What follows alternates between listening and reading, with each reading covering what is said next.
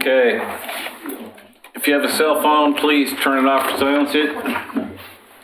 I will convene the work session for the Oregon City Commission for Tuesday, March 10, 2020 to order. Call roll, please. Commissioner Frank O'Donnell. Here. Commissioner Rachel Lyle Smith. Here. Commissioner Rocky Smith. Here. Commissioner Denise McGriff. Present. Mayor Dan Holliday. Here. So does anybody have anything to add or subtract from the list of future work session? Yes, please. Commissioner Rachel Lyle Smith. I would like to find out if at some point we could talk about the INROD landslide regulations and updates to that. Is the city planning to do any potential update regarding landslides and the INROD and stuff? Do you want me there? So we do have, I'm trying to remember, 1744 is Geologic Hazard Code. And so we've got that in the queue, and I don't know if it shows up on your topics, but it shows up on our list. It's just we've been getting pushed out on topics. So it's ready. It's ready to go in Legistar, so that's something we want to get in front of you. So hearing that makes me think that becomes kind of the higher priority, because we also have a couple other things about like undergrounding and changing code to make that a little more manageable, and sidewalk. You remember the sidewalk issue that the chamber brought up? So those have been out there. I'm just trying to take things in a way we can manage them. Speaking of sidewalks, I met Ed Sullivan last Wednesday night for dinner before the commission meeting at New Minimums downtown.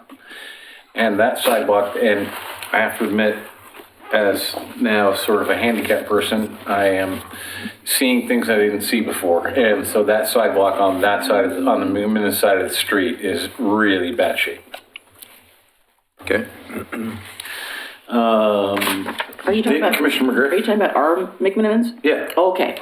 I was trying to figure out, because you said downtown, and I immediately went to, not to our downtown, sorry. I believe that Commissioner O'Donnell and I had talked with the city manager about adding the issue about Waterboard Park, and I had spoken with Mr. Lewis about that, and that the request was, okay, let's talk about this when we are closer to moving the Public Works facility. But I think the discussion that we will be having shortly, not today, but in the future, about the armory, will be bringing that more to a head. So I would like to add that to the list. Put it back on the list, because we had asked for it to be on the list and somehow it didn't make it on the list. And I'd support that. I think we're going to have this armory discussion, the Adair buildings discussion, and maybe as a separate, not maybe, as a separate discussion, as it must be a discussion on this piece of land. I'm okay with that. And I'd like to just make a comment on something else. Go ahead. I have asked Mr. Conkle, this is an urban renewal issue, that we get that training scheduled as soon as possible. We've got things that need to get done. And he's advised me just moments ago that he's in contact with the provider of that training and scheduling it. So we have work to do in the Urban Renewal Commission, which will be followed then by work sessions here, are part of the same process. And I'm pleased to say that he's undertaking that and getting it underway. Okay, so I'm going to use my authority as the chair of this commission to rejigger the agenda tonight. We're going to take 3C first, and then we're going to take 3B, and then we're going to take 3A, because I'm not sure I'm going to be able to make it through 3A. So let's talk about the Urban Renewal Commission appointment process. Who's Ms. Ricks? Yes, and you did warn me that we were going to rearrange the agenda, but I was... I missed this one, so that's my fault. No, that's okay. Let me just grab my stuff here really quickly. So we had originally received we had received 10 applications. One had withdrawn and one was outside of city limits, so they by default withdrew. And then we recently received an additional application. And that was past the deadline of January 31st, 2020. So I need to take I need to ask the commission if they are open to accepting this application or rejecting this application. And then we need to choose a date for the interview process so we can get this moving forward. Well, let me say that Commissioner Smith and I already are opposed to allowing folks to come in Right. after the deadline. I don't like it. You know, I'll join in that opposition. Okay. There's a deadline, you meet it, Yeah, and I that's think it. we've got Just like all a 5 of public us bid. concurring. yeah. All right, excellent. That answers that I question? appreciate the fact that they applied, but deadlines like that are really important. Right. And maybe if we hadn't had anybody else apply, we would reopen it, but we've already reopened it twice. So. Right. So I will let that person know, and so we'll have 8 to interview, and then I put in some dates, and I'm wondering if any of those dates worked for any of you. The 16th doesn't work for me. Does not, okay? Yeah, that one does not. The later date works best for me. 31st is the best for me. Of March, March. the 31st of March? I can do the 31st. Gosh, I have to look at my calendar. That's the best one for me too, but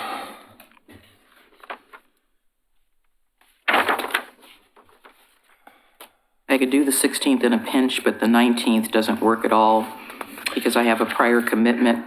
31st is fine.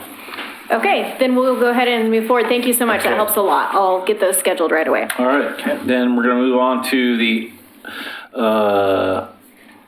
let's split between pages here. Oregon Municipal Code, section 12-04-120, street sidewalks and public places, obstructions and prospective amendment language allowing cluster or global approval of revocable long-term obstructions in the Kenema Historic District right-of-ways. Mr. Lewis. Thank you, Mayor and City Commissioners. So, as you can see in the recommended action, there's no formal action required. However, we're looking for some guidance.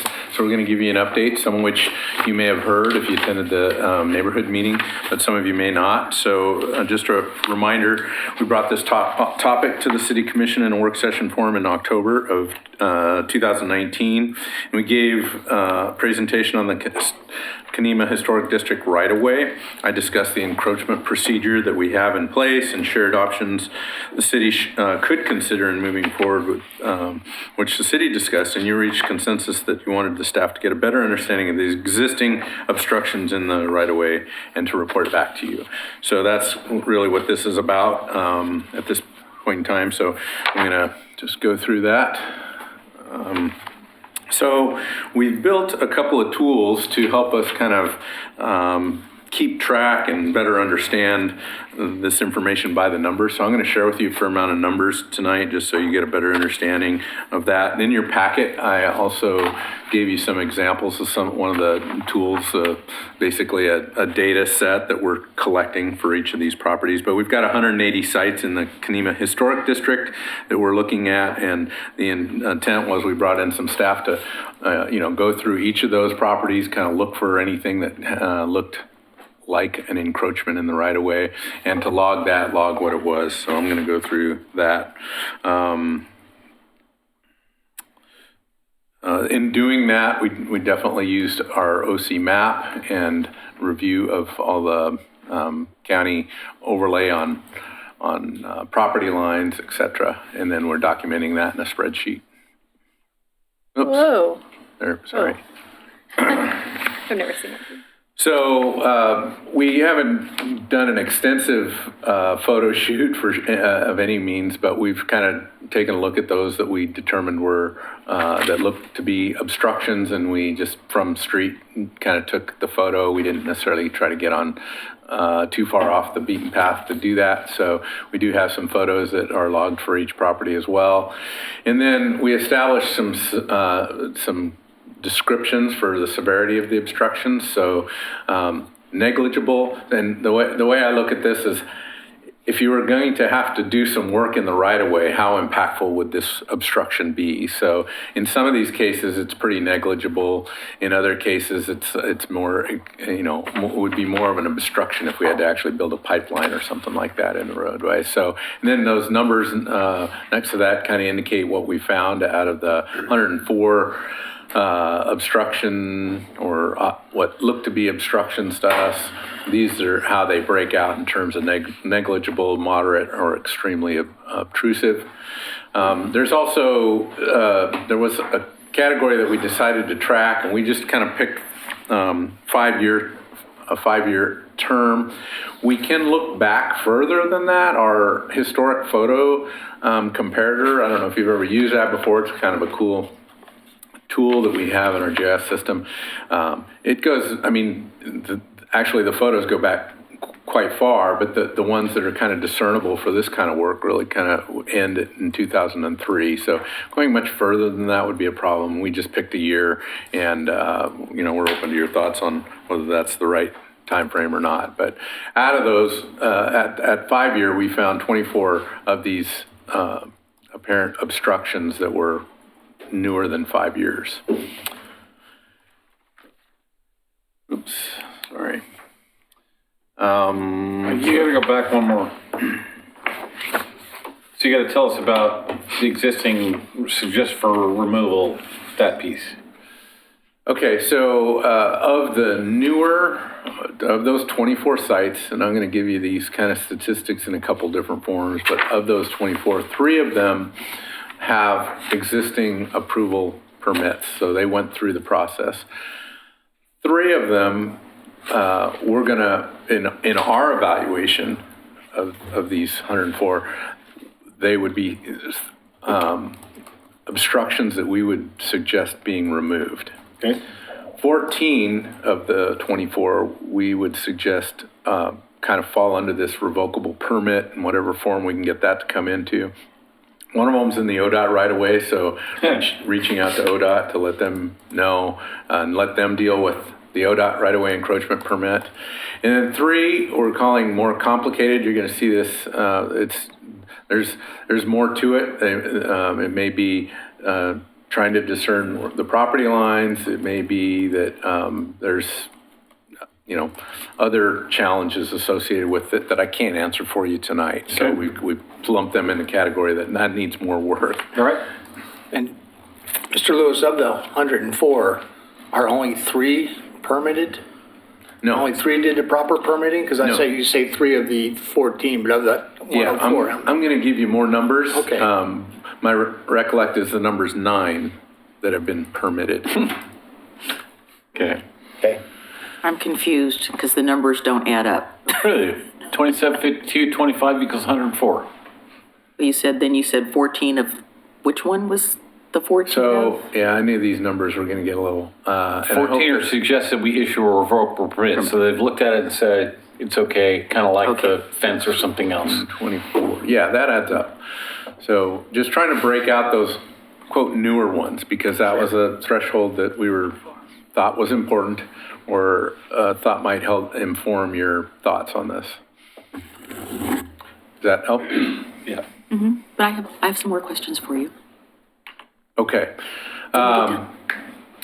So we identified those obstructions that were in the state right of way. We also have a couple of forms of permit tracking. So Public Works and Building and Planning, we didn't look at all 104 just because of time constraints, but we looked at those that were considered, either more obtrusive into the right of way or something that we were considering for removal. Obviously, if we thought it should be considered for removal, we want to make sure it didn't have a previous permit, or if it was considered complicated, we looked at those as well. And so we now have information on those, and that's where we got, where certain things were permitted in the past. I would say we haven't done we haven't done as much work as we'd like to at this point in time with permit review. So I still think that there's work to be done there on our part, but we're trying to give you a timely update and just know that we've done, I think, a pretty good job with those that fall into that category where we'd actually have to do something about. Some of those others that fall into the category of, issue a permit on, I guess our feeling was they needed less research. We also attended a couple of Kenema neighborhood meetings, the steering committee meeting in January and the February Kenema neighborhood meeting. I went to both of those meetings. And then just last week, we sent out 268 letters to residents, both the residents and owners if there's both. So that went out on March 5th. Some of the types of obstructions that we've identified, we've seen some buildings, but most are much less than buildings. There's a lot of fences, a lot of walls, not many pergolas or arbors, but, and I heard play structures. I'm still yet to see one, but person who did the inventory listed an actual play structure, so I got to figure out what that one really looks like. But stairs, mailboxes, driveway approaches, those kind of things.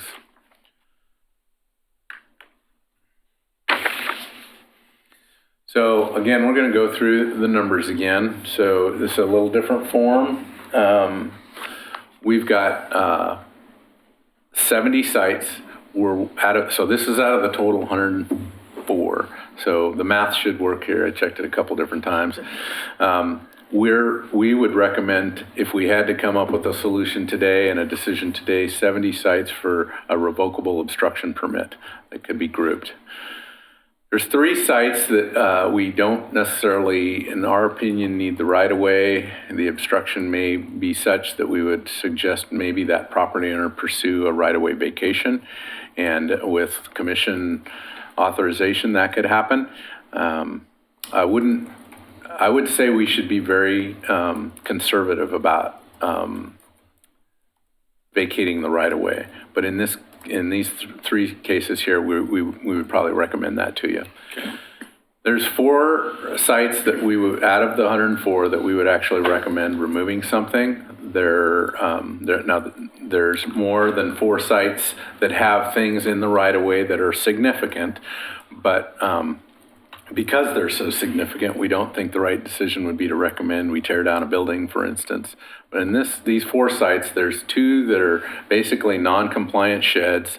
They don't meet any historic standard. They're not really even cited. They're kind of a mess. We would recommend that those come down.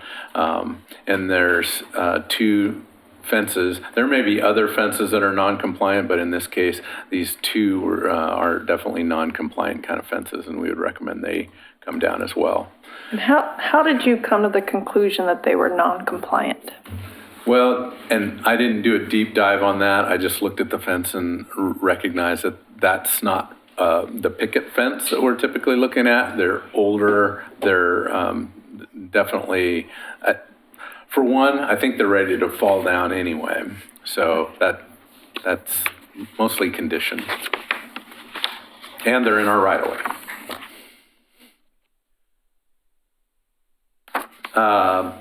There's some that we could call do nothing because the encroachment has an existing permit. There's those 9 that I was talking about, their encroachments, and they may be significant, but they've already got a permit for them, so there's nothing there. And then reaching out to ODOT again with there's actually 8 sites in ODOT that don't have any. I guess they don't have an Oregon City permit. Whether there's an ODOT permit, I haven't checked that or not, but we think we should reach out to them with the 8 sites and say, hey, by the way, did you know you've got some encroachments in your right-of-way? And then there's 10 additional sites that kind of fall into that complicated category that we need to look at with kind of a more detailed. So again, that should be the 140 sites, and I'll go through it here again. 180 properties that we inventoried. 104 of them have some form of probable obstruction. 24 over half, huh? 24 with obstructions that are newer than 5 years. ODOT's got 9. We would recommend 70 tax lots with more of a revocable permit solution. 4 to be removed, and we've got 9 currently with an existing obstruction permit. In your packet, there was, I think, 7 examples of kind of just how we're kind of logging this. It's really that spreadsheet merged into more of a graphic that includes some pictures, but just a way to kind of thumb through these. It's been helpful for me and today in prepping for this to just kind of go through and see all the different sites and what it is that the staff person that collected all this information was thinking about. So we have one of these for each and every site. So surveying, still, especially for those that we think we need to require the property owner to remove or approach the property owner to remove. In some instances, once the property owner is kind of informed about their property lines and where maybe they've encroached, they may do something on their own to clean that up. And I would like to think that a lot of them would do that. Others may not, and I think it's, what level of survey do we really need to apply to this problem is the question. And in your packet, there's a letter that came through just recently that is someone challenging whether or not we should be doing more surveying here in our work. Well, my theory on that is we're trying to come to some kind of understanding of how many of these encroachments we have, what they look like, what kind of things might be in those encroachments. We're really just doing a cursory inventory. If we really want to get serious about this, I'm still a little uncertain about how that, whether it be a resolution or ordinance or what the adopted item would be for a kind of a grouped encroachment. But if we had to, if the determination was, hey, you need to do a boundary survey for this, that's a big ask. That's a fair amount of money we're going to have to spend in doing that. So, based on, some concerns I have about, what we can do, we don't have a surveyor in-house. So, how much effort do we really have to put in that is still something we need to look into. But there's lots of misunderstanding, especially in Kenema, because of the narrow roadways and the fact that the landscaping goes right up to the shoulder of the road. And just based on, the kind of the fences and the rock walls, changes of ownership, I always look at when I go in to sign papers on a house or on a piece of property, I'm looking pretty hard at that. But I'm a civil engineer, and I don't necessarily know that everybody does that. So, I think a lot of folks just sign away and don't really think about what they have. They just know what they saw and loved. And so I think there's a lot of folks like that in the Kenema neighborhood. So, again, many of these, I think, are going to be resolved through this group encroachment permit. So maybe there'll be less surveying needed. We do have some historic buildings that are actually in the right of way, and because of their age, we're going to recommend those be included in that group encroachment permit. If we ever had, I don't ever see the Kenema roadways getting, becoming much more than they are today. I think this question about how much we, dig into past approvals. One thought that is concerning to me is if a property owner came in for a building permit and had a site plan, showed the driveway, showed an encroachment, and they got approval for a building permit that may not have looked outside the property line at that encroachment. Should that have been looked at? Maybe, but building permits don't all necessarily always come by, pass through all the doors that need to be passed through in order to look at an encroachment permit. But the property owner feels like they've done all their due diligence, right? So if there's a building permit for a structure, given the timeline, should we be considering that their approval to get that, or do we need to take that to a higher level of approval? That's a kind of a big question, and I'd like, at the end of this, I'm asking for some response from you folks to help guide that a little bit, but that's a point that I'm kind of concerned about and would love to know a little bit more about what you're thinking.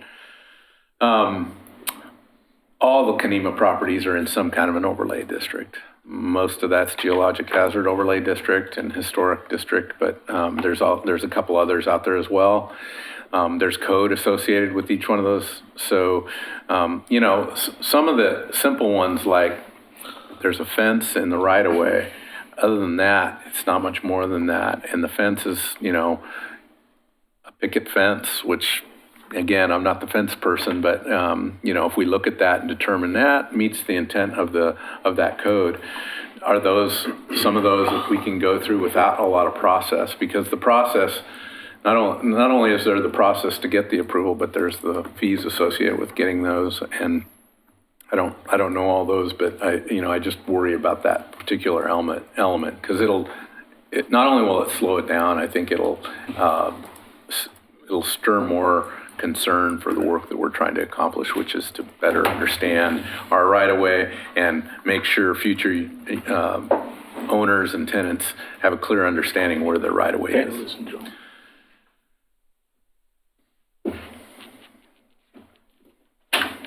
So, I guess two things that I was kind of looking for direction on. Do you feel like we're on the right track, or do you feel like we need to do something quite different? And then if you could confirm, you know, your thoughts on, you know, if somebody's gone through a process to get approval, is that sufficient, or do we really want to force them to go through, you know, something different than that? And I guess if there's not a lot of these if we go with the revocable permit anyway, right? There's not really a lot to talk about anyway on that front, but as we just keep moving forward and trying to work through those more challenging ones that we don't necessarily know which bin to put them in, I think that question will help. We still need to validate some existing records with regards to past permitting, and Laura and I need to talk about Oregon City Municipal Code and how that plays out. Yeah, and then if we got to go after surveys, it's my recommendation that we hire somebody to do that. I'm not quite sure how we'll pay for that, but that's, in order to resolve this, I think we're going to have to go there. We've sent the letter, which left the door pretty open, was an open invite to this meeting, and left the door pretty open to folks to call us and notify us if they want to talk more about this. Trying to give them as much information as we can, but we're also not trying to tie our hands with regard to what the commission, what decision the commission will make. You know, I think there's some options depending on how the owner responds. I truly believe a lot of these owners are going to look at it and go, wow, I didn't know that, and we'd like to resolve it, and we'd like to work with the city to get that resolved. And, you know, those will be kind of the easy ones, and then there may be some others that will be much different than that. So that's it for me. Okay, so before we move on here, there are a couple folks in the audience who've been to a couple meetings on this so far. I'd like to give Ms. Webb and Mr. Edgar an opportunity to talk if they so desire. The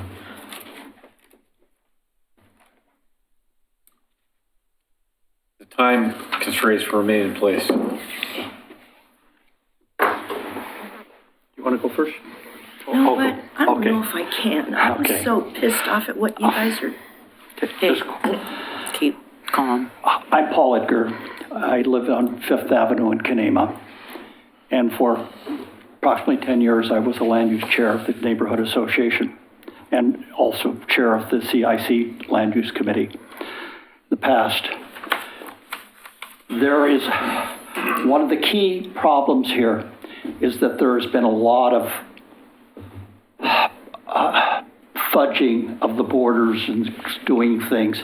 And it goes, but a lot of this starts, and there's a requirement by our code that any of these buildings or modifications from the time we became a National Register Historic District, there has to be a statement of acceptance of that.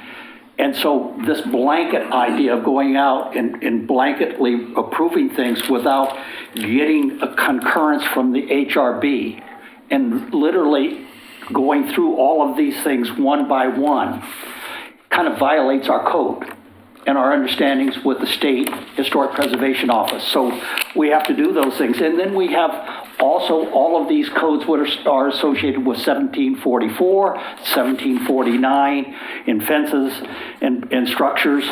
And then we have even transportation codes, which are about what you can see to prevent accidents. And when we have blocks where we block vision, that's a critical problem. That's life and safety.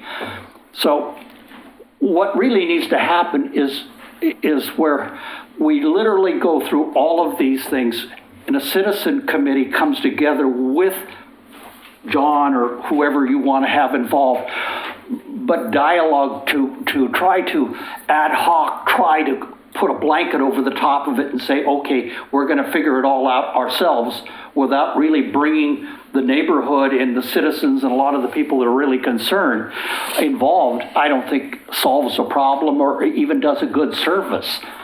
For what we really need to do is figure out what is right, almost case by case by case, and go through and look at things. Like, I have a neighbor right next to me, and he built a fence into the alleyway. And we looked at it, and he's built also pergola, and it's built into the alleyway, the city alleyway. It's very nice. So he says, Paul, one of the best things I could tell you is what we ought to do is just vacate that alleyway. You get 6 feet of it, I get 6 feet of it, and this all goes away, that part. And I looked at him and I says, yeah, Bob, I think that's a great idea. But we need to go through this stuff and talk it out, see what it is, go along. And this is one of the reasons why I'd always ask you guys to come down and literally do a good walkthrough where we can take this and walk through where you can physically observe different things in a kind of much in a work session mindset, just so that you understand and see it all. And then we can try to arrive at some solutions. Thanks. Thank you, Mayor. Swep? Give me a second here to gather my thoughts a little bit. It's kind of upsetting for me to listen to John Lewis talk about a fence that he thinks is not in compliance. I don't understand what that would be. My own neighbor has built a fence that violates all of the historic codes. It violates the overlays. They violate the Coffee Creek on a daily basis. I did send you a copy of my survey that I got from the Clackamas County Survey's office. They sent it to me, and when I called them and said, now can you assure me this is valid, I got quite a lecture about how this is the Clackamas County Survey office, and of course we recommend that you follow this. Neither Mr. Conkle nor Mr. Lewis would lay eyes on it. They did this like my dog does when it's done something wrong. And they said, I have no way of knowing where that came from. I have no way of knowing if you didn't just draw that up yourself. I have, in 2 years, I think, not been able to get either of them to look at my survey. Because as John Lewis says, all lots in Kenema are 50 by 100. Well, he was at a neighborhood meeting that I was at, and I asked everyone in the meeting to please state whether they had a 50 by 100 lot, and several of them did not. I don't feel real good about someone like that going in and divvying up our neighborhood and making decisions on their own about things like that. I also had a call today, and I'd like to know who authorized a private investigator to call me that says she was hired by the city of Oregon City to do an investigation. I don't know if that means an investigation into someone in the city or into me. She got my home number somehow, but how would somebody go about getting authorized and getting paid to do something like that? I'll answer that. You did? Yes, please. I'll answer that if you'll give me the opportunity. Okay. Can you So- take it out of my 3 minutes, please? Pause the time. So, the city commission got the letters from both you and Paul, talking about your situation. Which letters? Which? Sometime in the last couple months, right? The intent on the civil lawsuit. Oh, right. So, the tort claim notice. So the city commission got together in an executive session and said, how do we go about trying to resolve the situation. And rather than have someone from the city try to do that and make, again, you wouldn't trust anybody from the city to do that.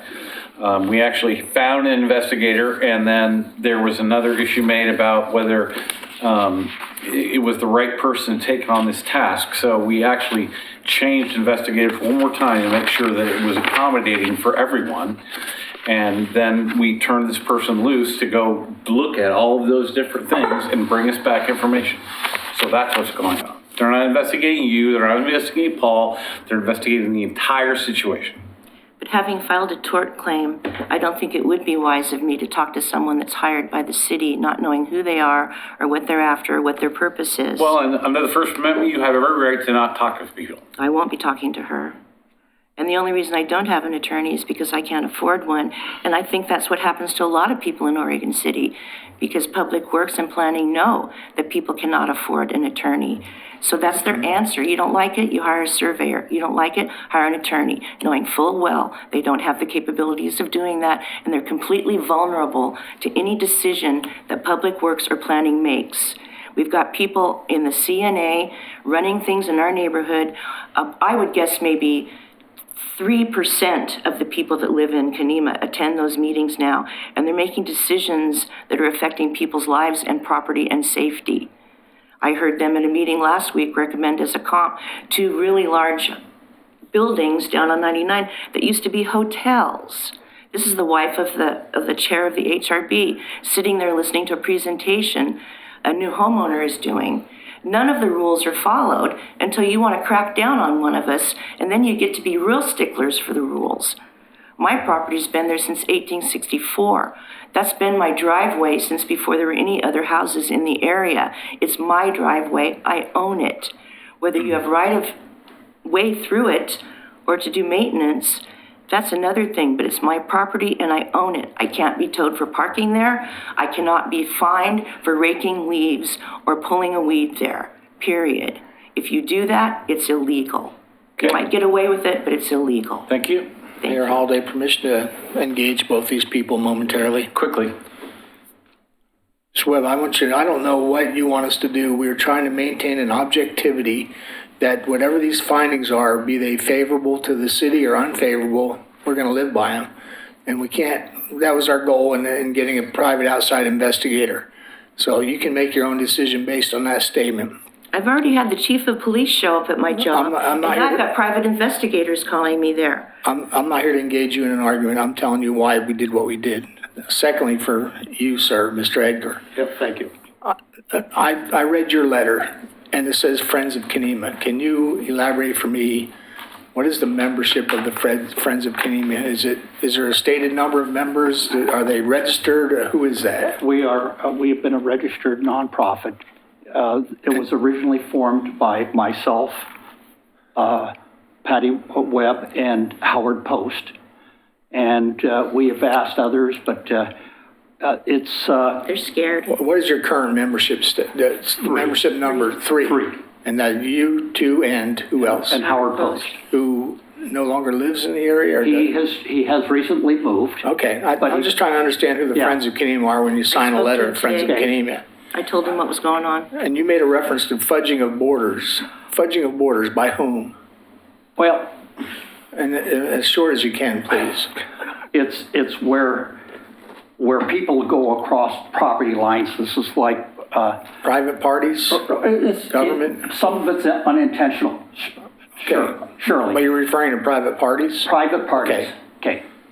And I won't comment on the rest. Mr. Lewis has already made a statement about selectively vacating. I share his sentiments about what dangers that could, to vacate for one another is a discussion item. Thank you, sir. Thank you, ma'am.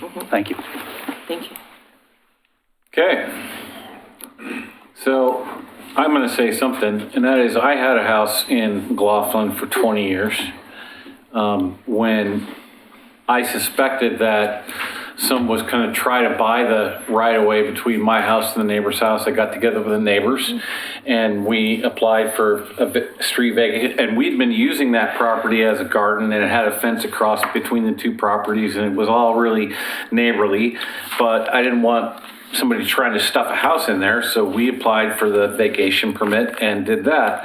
On the other side of the house, I had can't even call it a one-car garage. It was more of a carriage shed, because I couldn't even put the Hyundai in it at the time. But it had actually been built about 2 feet onto the neighbor's land. And he tried to do some legal things, and basically it came down to the fact that it had been there for well over 100 years, and there was no law that was gonna, make me move that garage 2 feet to on my property. So I think the point is that Oregon City is a very old place. There are a lot of places around town where, back in the day, we didn't have GPS, we didn't have aerial drones, we didn't have even airplanes. Surveying was based on a stake in the ground and a shot at the sky. Well, things are different now, but the fact remains that, some of this stuff just is not resolvable by, codes that have come in the last 20 or 30 years. So what we're trying to do is to gather the most information we can and make the most reasonable decision that's as fair to everyone as possible. If I could comment on Mr. Lewis's input. Commissioner O'Donnell. So as you know, and many do know, including yourselves, Commissioner Lyle Smith and I attended your Kenema neighborhood meeting to listen. I'm disappointed in the letter, and I know the first reaction to having anybody from the city looking at your property with the cameras walking here is immediate, what's going on, and I get that, but let's try to settle down for a moment, okay? Let's not think we kicked over a hornet's nest. Give it a moment. I wish the letter had included in some word the word revocable, because that's what we're talking about, a revocable right-of-way permit, and I'm disappointed in that, but regardless, it's a revocable permit. If you don't know what that word means, look it up. There's things that we're going to discuss. This stuff about, I want the HRB to continue to be involved. This stuff about the HRB criteria do not apply if you're in a city right away. Well, we'll resolve that one way or the other, okay? That's a catch-22 that cannot continue. I agree with Mr. Lewis on selectively vacating and the problems that would cause. In any transaction, having had a real estate license, there's title insurance, there's land descriptions, there's legal descriptions. There's the ability to show proof of permit, Mr. Lewis says could be potentially difficult in some cases. And this thing about how the building permit is issued, we're going to have to look into that, because I laid out a map of how I was going to build my house, and it says I'm 75 by 104, and here's how I'm going to position the house. But that doesn't say my 75 by 104 is correctly, and I'm not sure what that is. So that's going to be a more in-depth review. And those are my specific comments on Mr. Lewis's input tonight. Thank you. Well, I think in your case, It was modern. It was platted, and Modern, the builder had already, whoever was developing, had already done the survey and laid everything out. That's true. But Which is substantially different than places like along the bluff, over the top of no argument there. What I'm saying is Water Park and other places. if the city has erred in any way, then we would probably give consideration to sharing in that. I Final requested product. to speak, but it's not showing up on your, That's because I haven't moved back over to the packet okay. yet. I just had some questions for the Commissioner McGriff. lovely Mr. Lewis. Lovely. So, John, I guess one of my questions has to do with the 5 years. Okay. My knowledge and awareness is that the city of Oregon City, and I'm talking about all the historic areas, I'm not talking about Kenema. So we have had permits in the city of Oregon City for a very long time.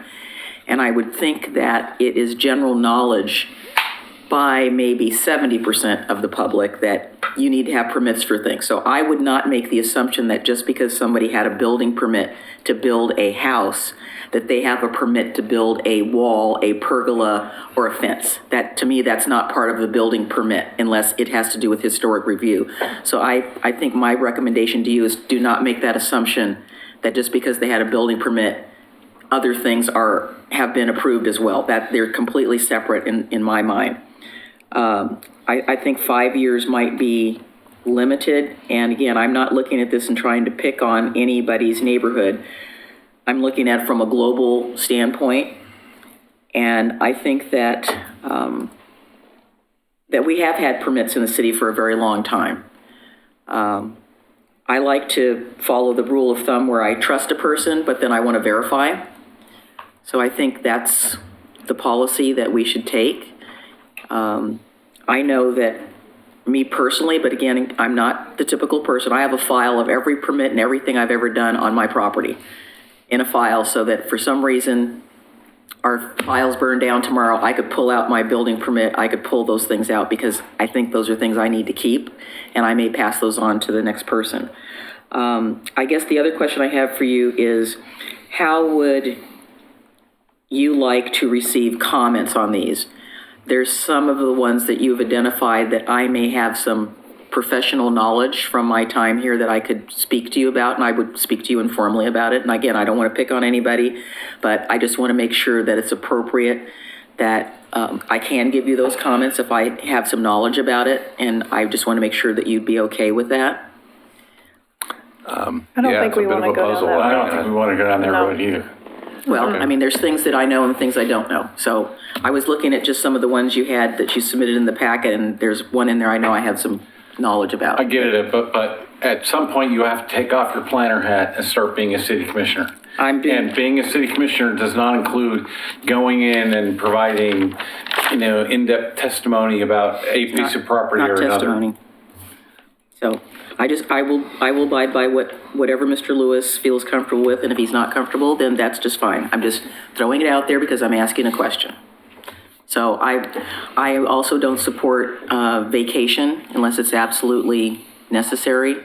Whether we're going to build or not, I don't think we should be giving rights away. I think that we need to go through this very carefully, and I hope that people immediately, they get something from the city and they think it's something negative, so people are looking at it from the standpoint that they're picking on me or this or that. I don't look at it this way. I think that we have some concerns, not only in that neighborhood, but I'm sure in McLaughlin as well, as Dan pointed out, for his own property. So it's kind of everywhere, and I think we need to be fair and equitable. And where things don't meet city standards, I don't think we should be giving them a revocable right-of-way permit. I think that we need to look at this from the standpoint, particularly in Kenema, because it is a National Register district. It has a different set of standards and criteria. And I don't think it would hurt if we just inform the State Historic Preservation Office what we're doing there, because they really have the overview of all this. It's information. We're not asking them to support it or approve it. We're just saying, we want you to know that this is going on. It's just informational only. I just think, communications with our statewide partners is probably a good idea in the long run, as opposed to not telling them anything in the short run. So those are just my comments. I hope that some people are going to step up, and if they know that their property has got an issue, that maybe they, like you said, I would like to see people take care of that themselves, and that would be really great. Commissioner Lyle-Smith. Thank you. As the others, I have a few comments and a couple of questions, but I think we need to return to Commissioner McGriff's question about input on individual properties before I go to my questions and comments. I think the city commission needs to stay out of this as far as commenting on individual properties. What you think you know, what you might know, what you feel like you know for sure. That is not a job for the city commission, and I think that we can get in trouble. I agree. That's fine. Marching down that path of saying, this is what I think, and then coming back up here and making a decision about a permit, about a property that you just talked to the city about. I just think we need to draw a very clear line that says, we're staying out of that. This is not I know this about Paul Edgar's property or Patty Webb's property. That is not a conversation for this city commission. We're at a policy level, and I think we need to draw that line very clearly. And I would like our commission to be in agreement. I'm okay with it. I just asked. I agree I with just that asked the statement. question. Okay, moving on. So some of the things that we never really talked about when we started this conversation. So again, for the public and folks in the audience, I want to be really clear. When we started this conversation, it was because we were starting to see individual permits come in, and there was a level of uncomfortableness with addressing these one by one. It raised other questions about, well, you know, in 2 weeks, we have another one coming up, and in 2 weeks, we have another one coming up. And we were like, well, what's going on? Why does this seem to be a global issue? And so therefore, we wanted to look into it. And our thoughts going into it, I'll totally speak for myself, was it was 100% with good intent that said, okay, we know clearly right off the bat, we knew there were at least like 70 properties that, you know, probably had obstructions that you can just look at aerial photos that are right up to the edge of the property, or up to the edge of pavement, which is essentially what was coming to before us, you know, for rock walls and fences and stuff like. So it was really easy for us to say, we're never going to do anything with that. Can we just solve this problem so that we don't have code enforcement issues, so that we don't have, you know, of all of these at least 70 properties in the right of way. And so our goal was to try to hopefully fix a lot of things for a lot of property owners, knowing that maybe not everything could be fixed. The things that we didn't talk about and didn't resolve is kind of where I'm concerned, and maybe others are too, but we haven't talked about the fee piece of this. And so my question is, and we didn't talk about it when we first brought it up, and that was just led us down a path that, you know, we may be second guessing, but how much does it cost to apply for a revocable long-term right-of-way fee permit? What is that fee? So I wish I had printed the October 2019, but we ran through that. And my recollection is it's 19 permit fees. It was over $500, but we were collecting it in pieces as they moved through the process. So if they, you know, obviously there's original application, that was like $50, and then different steps we would collect. But yeah, in total, I think it's over $500. That's a lot of money. And what about, what about the vacation? I don't remember vacation. Do you remember it, Laura? Do you remember it by any a lot. chance? I do not, but I would add that. If I recall, it's not a huge amount of money, because when I did mine, I think, and this is just off my head, but I think it was like $125 per property owner if there were 4 property owners on the alley. Should be in the under insurance. So that'd be I think it's more than that. $500. Yeah, I think it is more than that. All right. Off the top of my head, I want to say $1,300, but I could be wrong. We're going to try and look it up real quick, see if we can get it. Mr. Ray, did you have something else to say before I go on the fees? So Mr. Lewis identified which obstructions don't have right-of-way permits. And then there are those other categories where they're in overlay districts, and those would still apply. Those have much more significant fees if you have to hire consultants to do a natural resource overlay district study, or if you have to go through a review of Biologic hazards. any environmental overlay or historic overlay, although historic fees are a lot cheaper. They're only $50, but. So my concern is that I have no intention of asking anybody in Kanema to pay any of these fees if we get on this route. That was not the goal, that was not the intention, and that is an issue. I'm okay with it.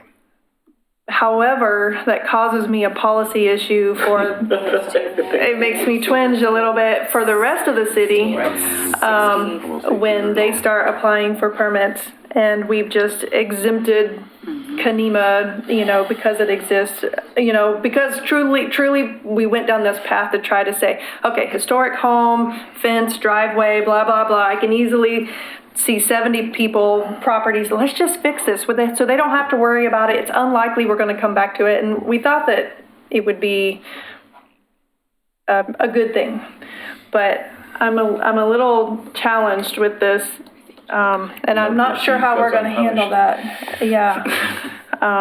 And so it makes me really hesitant. And I don't know that this is a solvable issue. I think we went down the road thinking that it would be a solvable. And the whole idea, I mean, we keep saying it over and over. We kind of said, can we do this blanket approval? Well, that probably has never been done before. And again, that was kind of is there any good solution of just us trying to brainstorm and figure out how can we do the best thing for the neighborhood. Ideally, we don't want neighbors calling code enforcement on their neighbors. If we know there's 70 to 75 in this neighborhood, then that kind of opens that door for that. And our goal was like, can we try to make this a peaceful neighborhood where we don't have neighbors calling, all the time of, code enforcement and stuff. So anyway, I guess my only other question, you've answered my questions, it hasn't resolved any of my concerns. How many folks have you heard from as a result of the letters that went out? The letter went out on the 5th. So it's only been a couple of days. Yeah, that hasn't been that long. So, yeah, I have not heard from any. I haven't whose contact gone through today's information email. was put in that letter? Was mine. Okay. Good. That's it for now. Oh, I didn't solve anything. I just raised some Well, to more answer a couple concerns. questions, Katie pulled up for us the fee structure. Yeah. And so for the 2020 fees, for the revocable right-of-way permit, they add up to $557. Okay. Not counting HRB review or anything like that would need to happen. Right. So any of the, that would be if you're up on South End Road versus, Kenema. So Kenema has these overlays, which, $500. yeah, depending on the geologic hazards or NROD or historic, that would be significant. And that's one of the challenges. That's one of the reasons why this idea of having to go through all those on an individual, arguably the fees are high. They feel high when you talk about them like that, but the idea is there's a lot of staff time that goes into those too. So it's a recovery for some of that. And I'm not questioning if the fees are the right fee when we have a new development that's going on, but I have real problems with us trying to work on a solution in a neighborhood and saying, okay, well, here's an issue and now you got to pay us $500. That was not the intent, and I have serious issues with that, and I am not willing to go down that road. I mean, truthfully, where I'm at this point, maybe we've served a purpose to where we stop, where we say, we've notified folks of, here's where we think, minus maybe the ones that have reached your unacceptable I have a letter or solution. something. But, okay, you have a possible What if solution. we So were- that's where I'm at. What if we were to citywide put out a notice that says, we're doing this right now, you've got 90 days. If you think you have an issue of something that's in the right of way or some kind of boundary issue, you need to bring it to the city, and after that 90 days, then the fees continue. Well, as Mr. Lewis's letter said, that's something similar to what we did with membrane structures. Right. So Yeah. I'd be fine with that. I'm a little bit worried I about. sense the lawyer has something to say. We're making Mr. Lewis and Mr. Conkle squirm a little bit. Whoa, what just happened? About 9 years, 90 days, we'd be inundated. Yeah. Well, I mean, the Maybe question you is, would. you want, Just that they give you notice. do you want to provide review, or do you want to just legalize them? Like, I mean, the No, what membrane I'm saying structure, is- the membrane structure idea was, I mean, the way that worked was, if you had a membrane structure before this date, you were good. Called it good. And called it good. That's something different. different. Than Yeah. saying, you have 90 days free review, and after that 90 days, you pay. That's the inundation that's making everybody over here's eyes pop out of their head. Maybe the review doesn't have to be done. Really brainstorming here. I'm getting shot down once in a while. I'm not using Is the membrane structure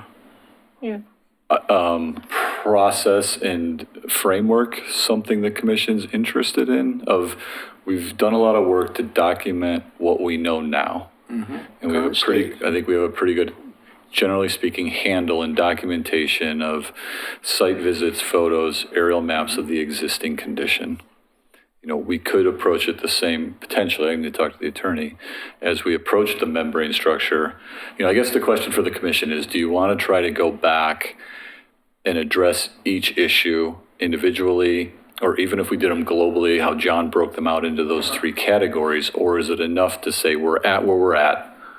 We're going to acknowledge it's there, and moving forward, we're going to, you know, if something's added, we're going to implement code enforcement to address all the applicable HRB overlay district. I'm okay and with that, encroachment but permit. I wouldn't want to do it citywide. Well, I'm just talking me. Kenema right now. I don't have citywide information. We only focused on Kenema. And I think one of the other things that Mr. Edgar hinted at is, you know, I don't know how going property by property in Kenema with over 180 properties, who's going to pay for all that? That's going to be expensive. I mean, real expensive. If you're talking about surveys and other kinds of things that have to go on. And typically a survey is the province of the property owner.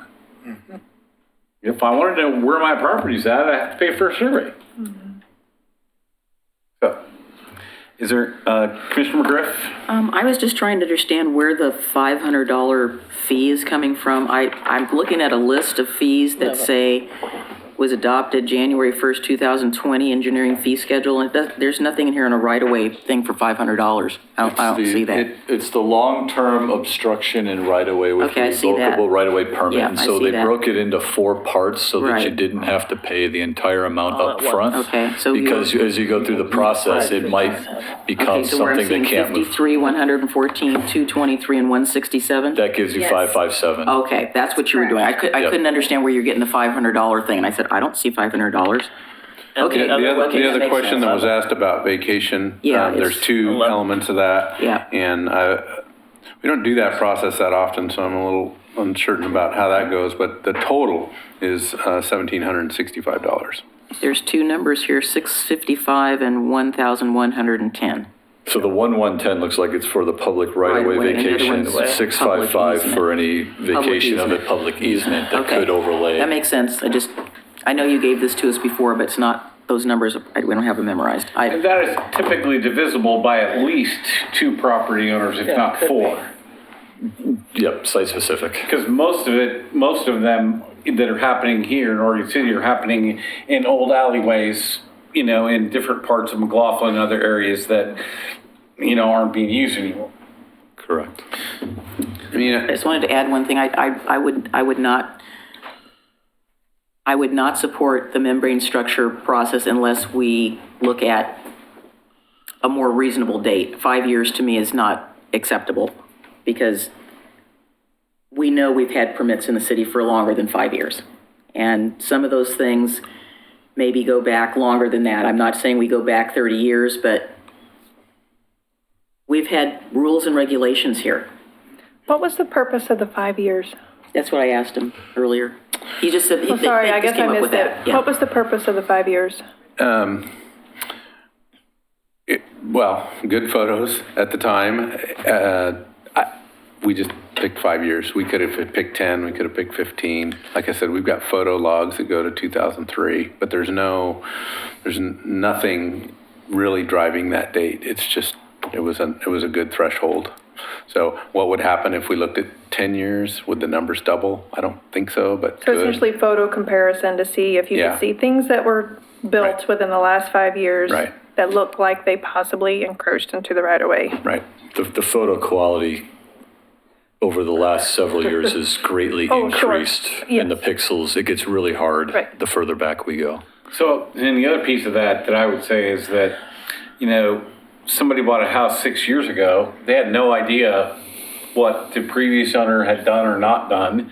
And now, you know, we're forcing them to fix something that they really had no idea about, that wasn't included in their title report, that, you know, really they had no idea about. I can't see going much further back than 5 years.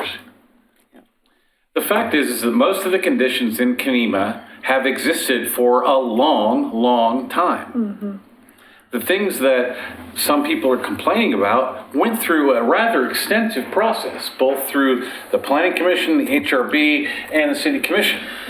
So you can't complain about a project that you don't like, that's been through all the process, just because you don't like it. True. John, can you go back to the one where you had the encroachments by category?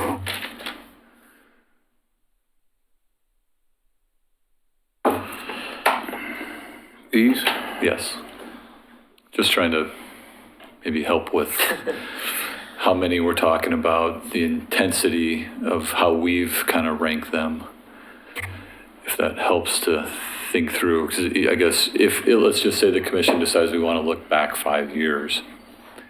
If we want to do that, what are we doing? If they're in an overlay district, do they need to apply for a permit for what's built? Do they need to go through HRB?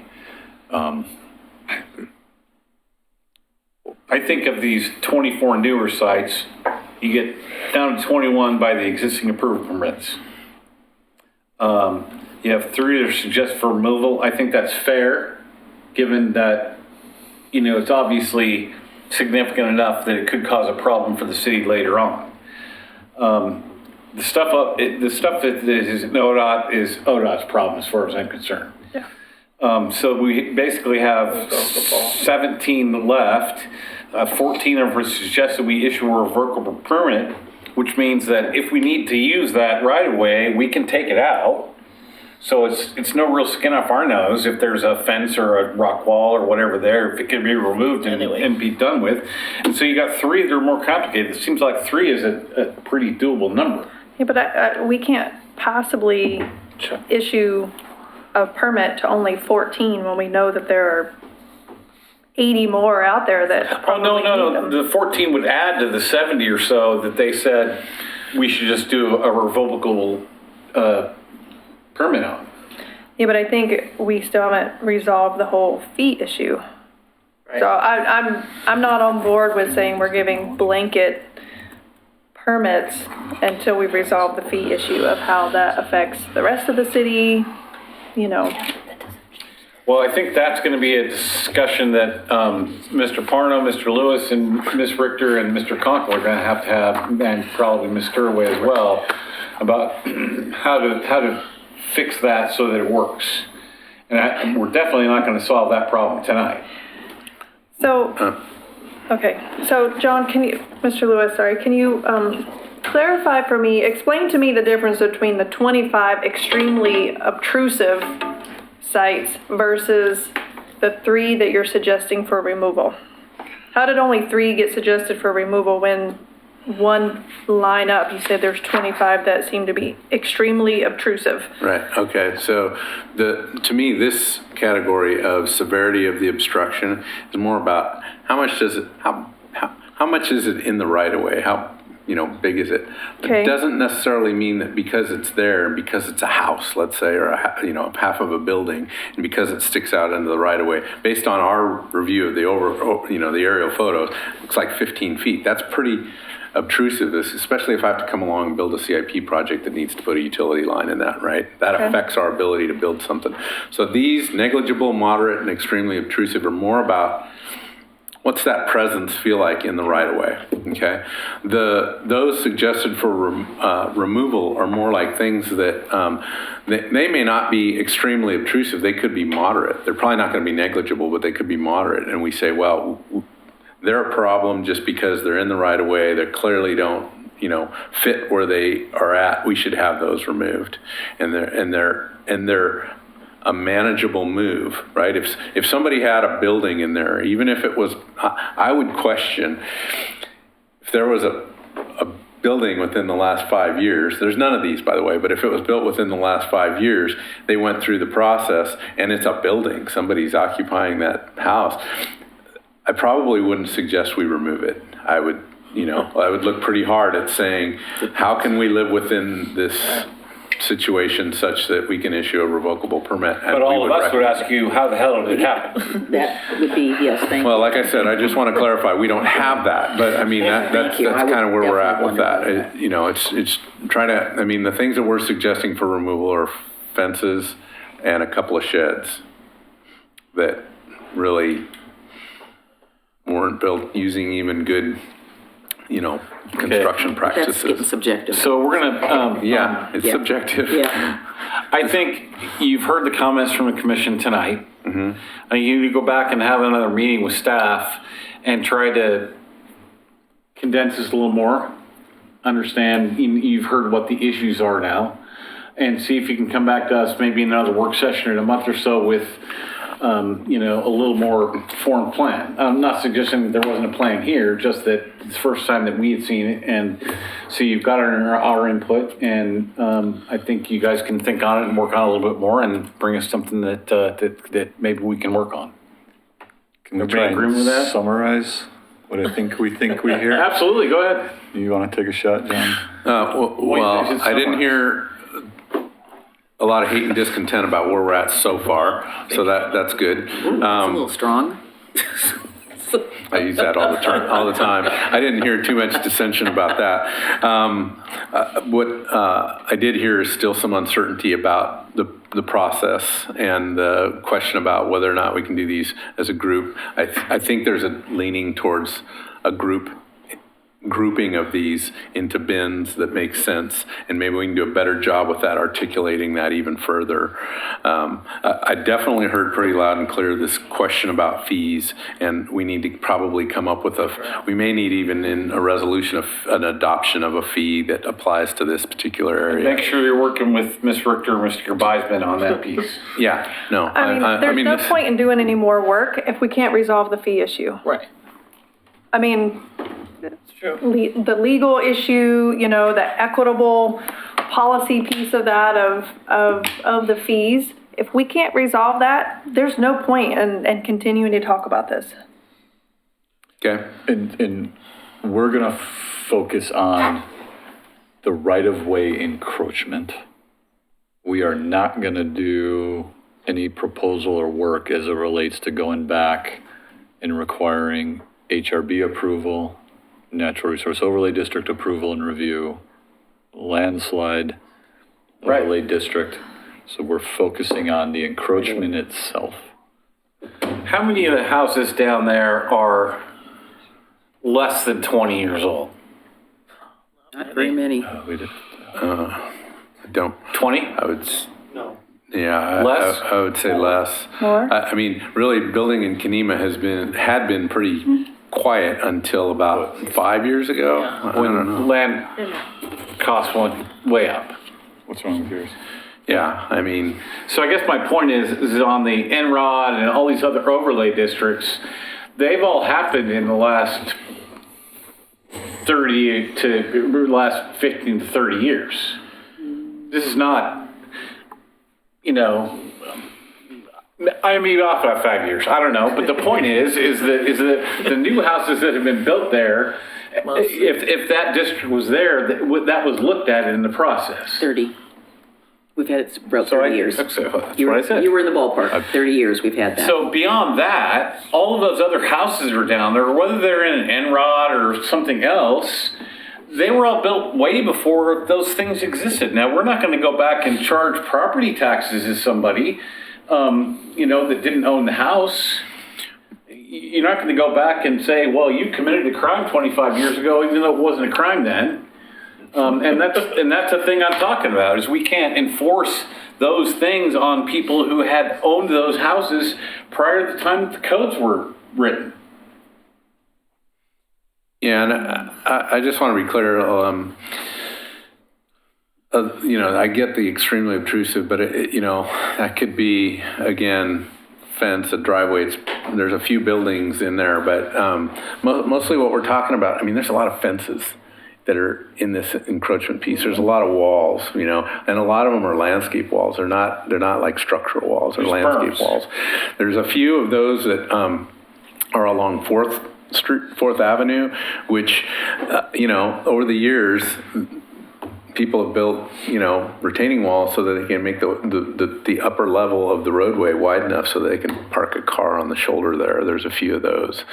So I just think that we're trying to articulate these without actually going through each one of them with you. And that's, that's been a little bit of a challenge because each one's a little different. But I would say generally, a lot of this is about fences, stairways, it's steep territory there. People Okay. got to get. Well, yeah, we've got that message. So do you have enough information or you still want to summarize some more? I think we're good to come back with some Okay. more clarity. All right, then, if you guys want to take a break, because I'm leaving. So you can take a break and come back for Beaver Creek or? Sure. Okay, so we're gonna take 5 minutes. Few minutes. And Commissioner Lyle Smith will take over the meeting.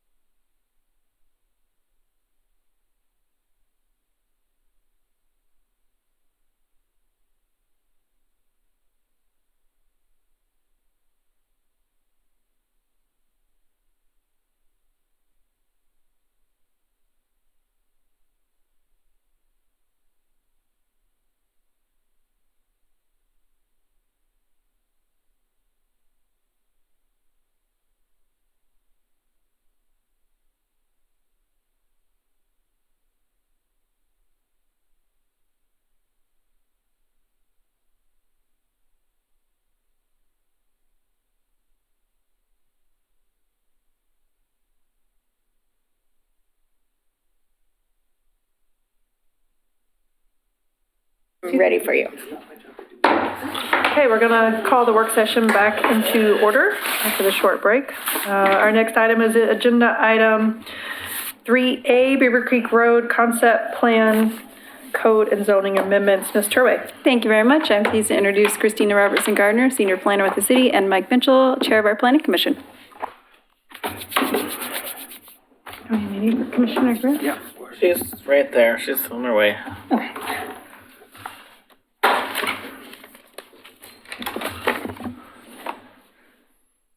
Proceed. Okay, thank you very much. My name is Christina Robertson Gardner. I'm a senior planner with Oregon City.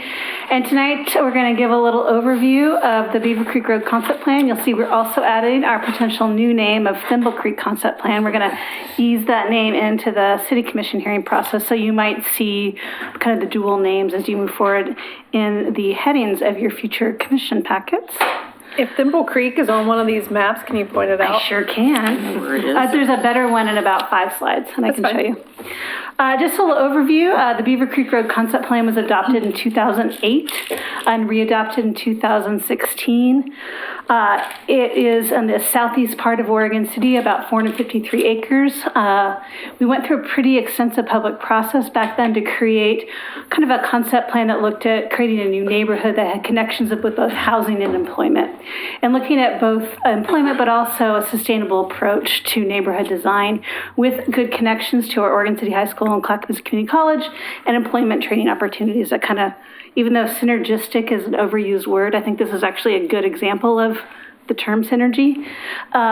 The concept plan was adopted, but where we are now is we have properties that have annexed into the city, but we don't have any enabling zoning for them. So the properties that have been annexed still hold their county zone of FU10 if you're in the new concept plan area, in the new urban growth boundary expansion area. And so the purpose of this project is to provide enabling code, both zoning maps, comprehensive plan maps, and zoning text to fully implement the vision of the narrative document. So I'm going to pass this to Mike Mitchell, our Planning Commission Chair. I'll talk a little bit about the Planning Commission process and some of the policy direction they kind of work through this fall, and then I'll finish off with a little bit more details of the products that will come to you next week at the first Commission hearing for this project. Thanks. So, thank you for the opportunity to speak. I am really excited to show you our work at the Planning Commission on this project. As Christina mentioned, our overriding purpose on this, it was a plan that was finalized in 2008, which was a long time ago, and conditions have changed to some degree. We also had the issue where the state is now requiring clear and objective standards, so we needed to get those in there. And as I said, there were some conditions that have changed, and we wanted to get additional public input as well. So, pardon? Which conditions have changed? In terms of, I think maybe people's vision of traffic on Beaver Creek Road, for example. I think one of the things that has changed, the best practice for things like bike paths is a little different than it used to be, as we're trying to encourage bike paths more and more. So our recommendation is going to be something a little bit different than the street sections that we're using now to respond to that.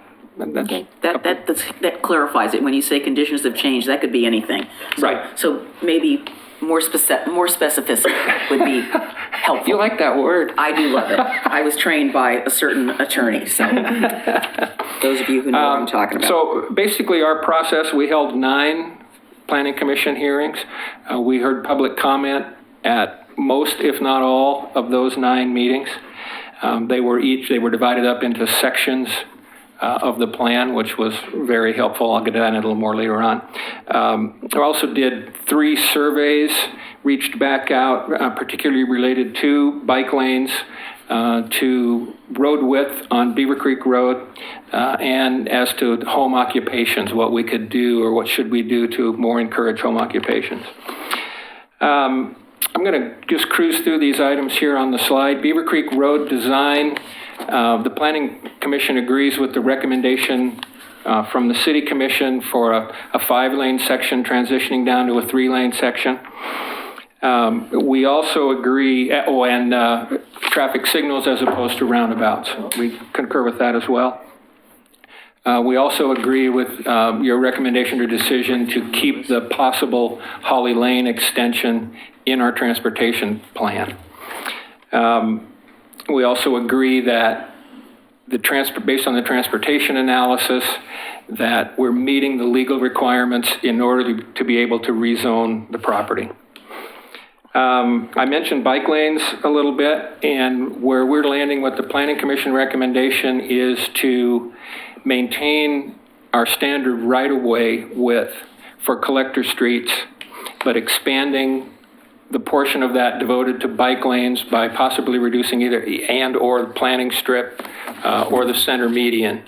And we also have a strong preference for buffered bike lanes as opposed to protected bike lanes, buffered being a physical separation, not just a stripe on the pavement.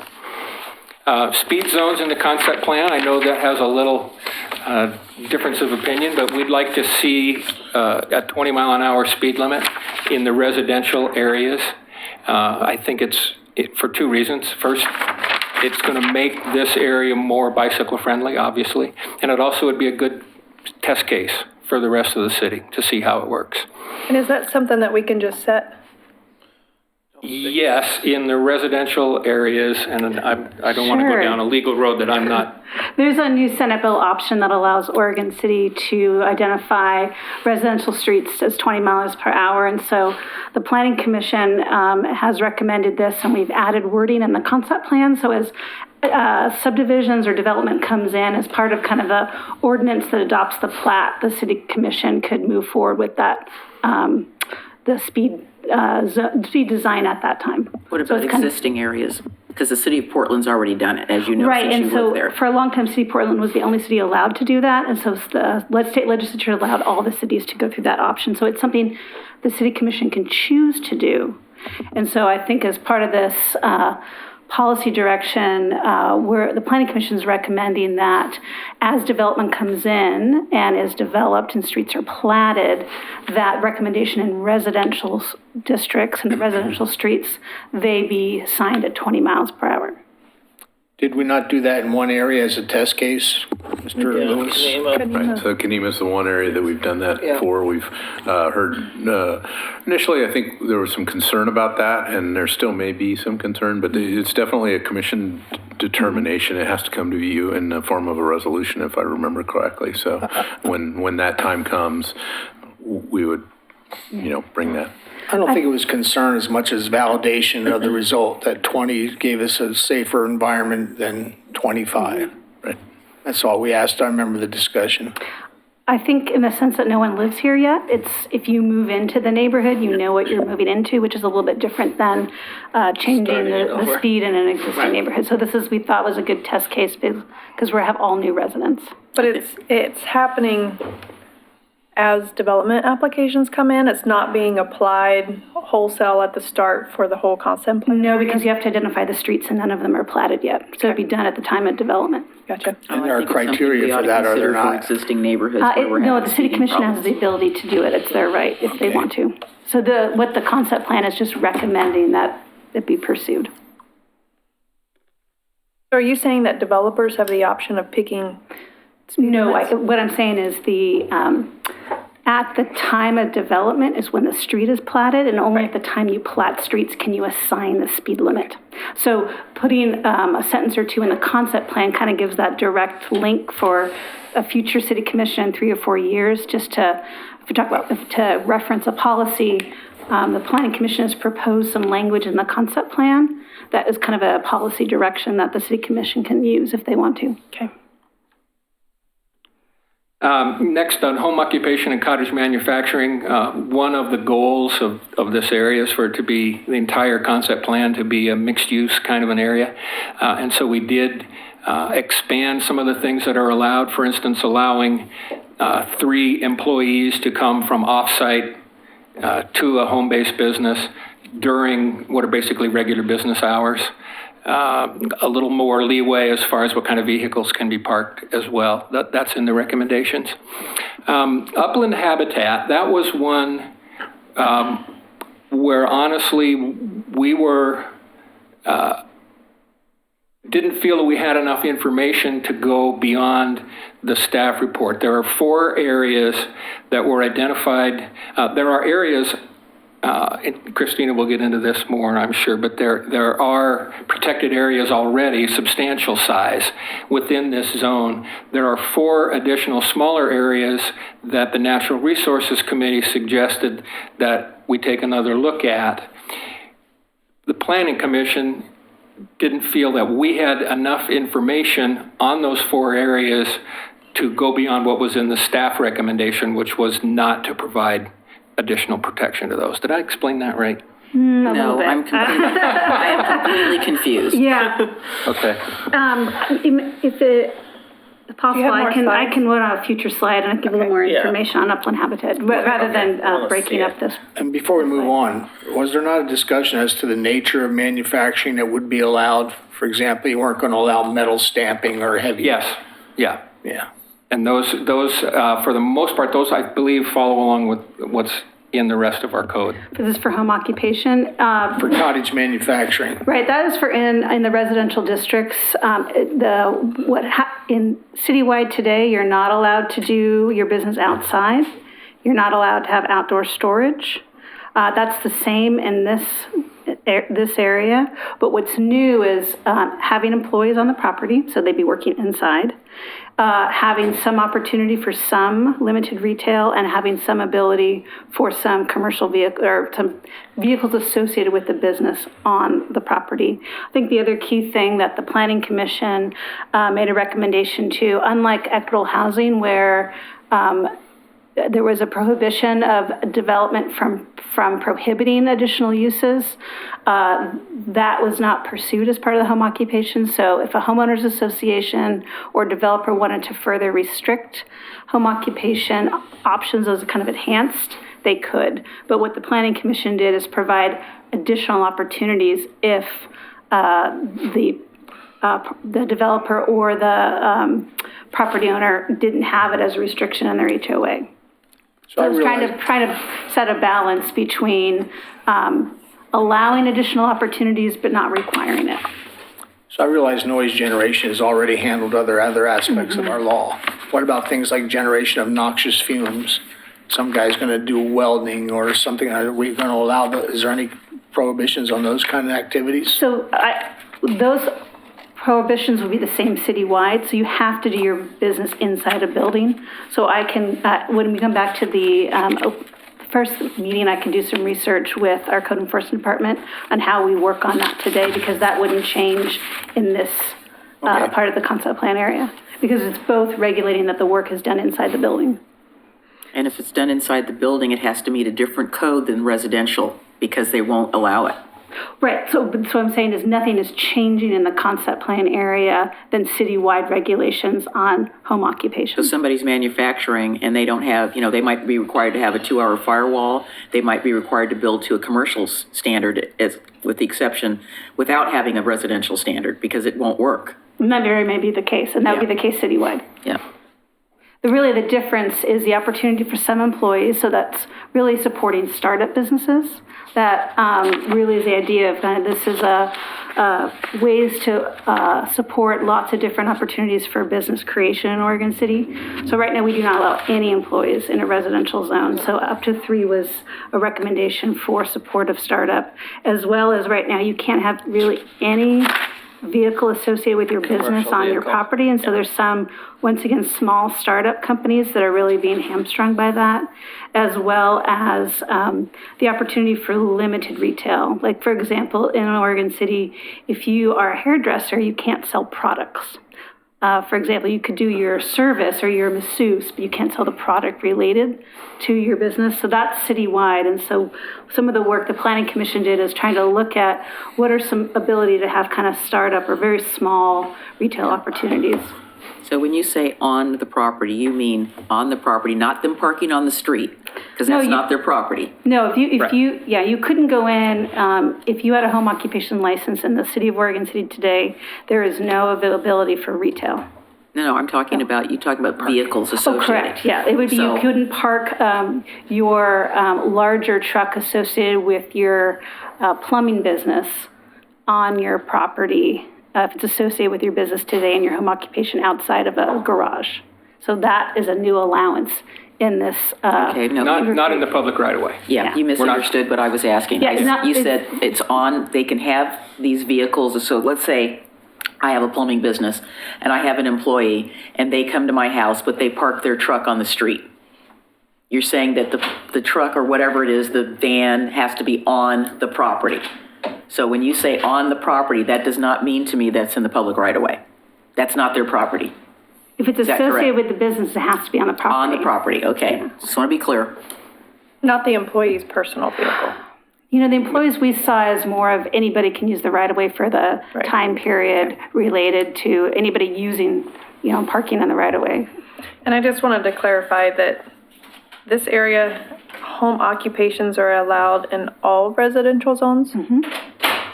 Did you do any survey on that? Yes, and there was support for allowing an expanded home-based, making additional allowances to allow home-based businesses. It is a test case. Okay, carry on. Parks Acquisition Code, this gives us an opportunity, it's spelled out in the plan, a proportional, either a proportional dedication of land for parks or fee in lieu. And we're also adding in there, proposing to you that commercial businesses as well would have a financial contribution, a fee in lieu contribution to Parks Acquisition. The master planning requirement, I touched on that a little bit. Since this plan was adopted, we now have to provide clear and objective standards for residential, but we did go beyond that and recommend to you clear standards as well for commercial, because in an area like this that is mixed use, mixed zoning, we didn't feel it made sense to have, you might have one developer doing residential and doing in commercial, and now we're asking them to do two entirely different types of processes, one to the code objectives and one to a master plan. Didn't seem to make sense. So we've written, or suggesting to you, clear and objective standards for commercial as well as residential. And the last thing I'll just touch on, Christina mentioned it, and that is the renaming. Very early on in the public process, there was confusion over the Beaver Creek name, particularly from residents of the hamlet of Beaver Creek. And so we're suggesting Thimble Creek, which Ms. Robertson-Gardner will show you where that is. And that's it for me for now. All right, I have about 6 more slides that just kind of give a brief overview of the different districts as well as the amendment package that you will see in front of you next week. We have had a lot of public outreach for the Beaver Creek Concept Plan. We went through a pretty extensive public process between 2006 and 2008, and they created a vision and goals. And really the crux of this process the last year was to take a narrative document and turn it into clear and objective code, which sometimes is pretty easy and sometimes needs some more clarity because a narrative aspiration is sometimes harder to put into code. So really this last year can be split into 2 halves. The first half was last spring, which was the initial public outreach. We had 3 public meetings at the Oregon City High School. We reached out to property owners within the concept plan and within 300 feet of the concept plan area. We gave them direct letters. We had signs up on Beaver Creek Road. We have a concept plan website. We had a public comment tracker, online forums. We talked about the renaming. We definitely heard loud and clear from the hamlet of Beaver Creek that they were confused by the name. And there was general support from everybody about the name change. Then there's a transition that happened into the Planning Commission hearings process that started this August and went to this last February. And each meeting, a certain number of topics were brought up. We have an e-blast sent out that identified the topics for each meeting, and we had a public comment tracker as well. We had 3 surveys this fall that Mr. Mitchell identified.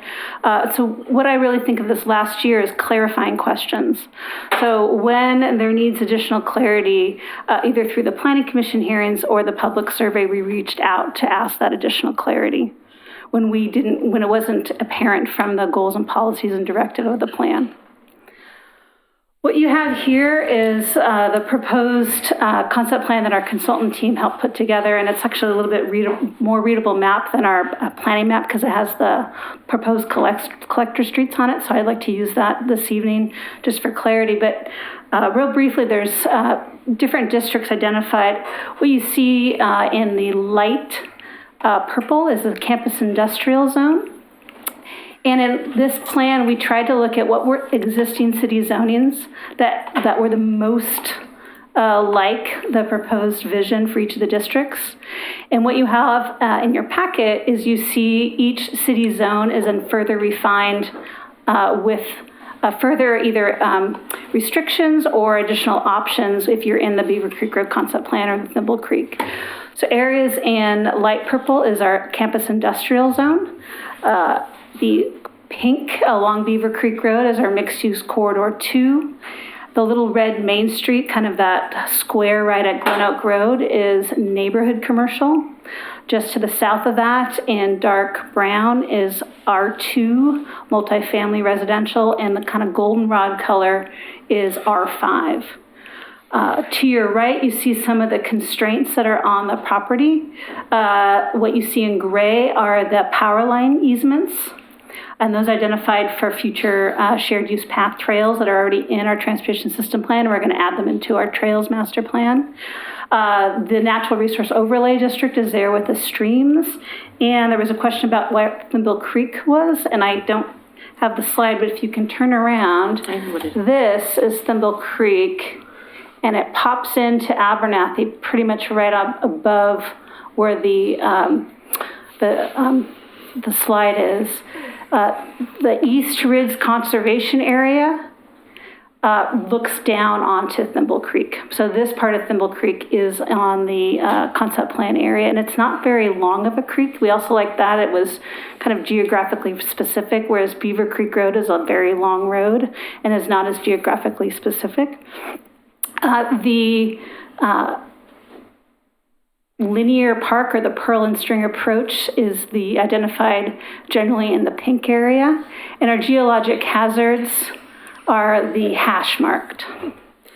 So I'd like to have a couple slides just real briefly to explain how the different districts have been modified to meet the vision. Ask a question before she goes off of that slide? Sure, yes. Just because it's on. So it's interesting to me to see that at the very end of this concept area, we have our highest density residential, whereas why isn't it adjacent to the employment area where people can live closer to where they work? As part of that's kind of the question we were looking at in a sense in 2008, that was the vision of the concept plan. So we were implementing what the districts were of the 2008 concept plan, and they looked at residential on the southern end, employment in the northern end, and then a kind of a mixture as they meet together and blend. And that was the vision of the concept plan. So we are implementing that vision. One instance that we did have public feedback, if you look on the left plan, you'll see initially the 2008 concept plan did have multifamily right. Oh, okay, you are pointing at something. They had multifamily right at the bottom. Yep. And through the public open houses this spring and talking to the property owners who live on Old Acres Road, which is this little kind of private driveway right at the property line, and knowing that we had to still meet the vision and goals of the plan and the housing targets and all the adopted process, we worked to relocate that area up to this on the east side of the road. So we kind of shifted a little bit of the multifamily to honor what we heard from the neighbors to the south, but not substantially change the vision of the plan. And that's a great example of reaching out to the public this last year without saying we're reopening the vision of the plan. But the plan called for residential in the south and employment in the north. No, I know that. I'm just asking, why is the multiple family not closer to the employment? instead of down at the very bottom where you're gonna have more commuting. Whereas having multiple family adjacent to where people are gonna be working, we hope, would make it much easier for them to walk or bike rather than to get in their car and go someplace else. So there is residential opportunities. no, I'm in talking mixed-use high density, you're brown, not the Right, low yeah, I know. density. The low density to me should be at the end. Yeah. You will, housing is allowed in the mixed-use corridor too, the pink zone. Housing is an opportunity in the neighborhood commercial as long as it's built in conjunction with the commercial. But this was the vision of the adopted plan, and that is what we move forward with, to implement an adopted plan. Well, remember, when you look at the scale, from the furthest point, you're talking about 7,200 feet maximum travel. So you're talking a mile plus 2,000 feet maximum amount of travel from the furthest point in brown to the furthest point in the purple. So, and then this is something I brought up when we talked about the mixed-use pass under the power lines adjacent to Gaffney Lane. I know that there are people who feel very strongly about that, and, some of them borderline on, they wear tin hats and things, but the power lines, was there any work done in looking into the effects of having people underneath those? Because they hum and they pop. Mm-hmm. I have somebody who's got one of those in their backyard along Caulfield. So I think the answer to most of those questions is we took an adopted plan and we're looking for clear and objective. So this is a great example of a work session. If there is additional direction that the Planning Commission wants to give to us and to the City Commission on these items, we can go back out and reach out to the public and have that conversation. But we were trying to implement a plan as adopted. And the shared use paths are already in our transportation system plan. So a lot of the pieces of the plan have already kind of been adopted in little bits and bobs and different master plans, and some haven't. So we were trying to identify what parts of the plan haven't been adopted and how to create code for that. And then obviously I'm very interested in what the Natural Resources Committee has to say about adding additional habitat. We have a real opportunity here to do it right before development comes in, and the more buffer we have, the better. We don't have a lot of natural resources in our community that really, I think, are afforded the full protection that they should have. And I know these are corridors for wildlife as well as, people. So I think that we really need to take another look at that. Not, I'm being deferential to the Planning Commission, and maybe they didn't have enough information, but maybe we can get some more information because that's what we've charged the Natural Resources Committee to do. We've asked them to take a look at this and give us their best judgment. There's some experts on that group, and I would be real inclined to want to review that, just because I think we're starting from scratch. And we talked about this in terms of the South End Road Concept Plan, which I participated in, and we added some somewhat generous buffers around some of those streams and creeks in the flooding area because we know that there's a flooding problem there. What am So I'm just using this as sort of an example. We did ask for additional information from Natural Resources. From Natural Resources. I believe it was a timing issue that they were not able to provide that. But they might. I would expect and hope that they will come to you. Okay. With additional information. As long as we have your blessing. There is comments. That's why that's why I brought it up earlier. That this is one where we felt a bit starved for information, and so went with staff recommendation. Mr. Way? Well, we did go to the Natural Resources Committee. Did you go a couple of times? Yeah, we went in twice, and then I've had conversations on the phone with the Natural Resource Chair, and they did have some timing issues for the February meeting. One of my last slide was a question that I'll ask was, what topics would you like to have more presented in more detail at the March 18th hearing? And what I'm hearing right now is upland habitat is definitely something, and I think we're ready. I can provide a lot more detail, and so as we move through these slides, start thinking about specific topics you would like me to present in more detail when we get to the hearings. And just to clarify the context around the upland habitat discussion is the Planning Commission as well as NRC took a look at what areas were of particularly significant habitat and are there existing overlays that protect those areas. So as you can see on the map on the right, you can see where there's hatching as our geologic hazards overlay district, which discourages development and sometimes decreases the density of development. And then there's our water resource or natural resources overlay district as well. So we have all of that area under protection. There was a couple pieces of treed areas when the concept plan was adopted in 2006 that were not within those overlays. So the question that the Planning Commission Natural Resources Committee was looking at is, should the city create a new overlay district to protect those trees? Or does the city's existing tree removal standards in 1741 and our street tree code in 1208 adequately protect that? And so it sounds like we'll come back to you with exactly what all those acreages and densities are, and you can kind of take a look at map on where these pockets of treed areas are.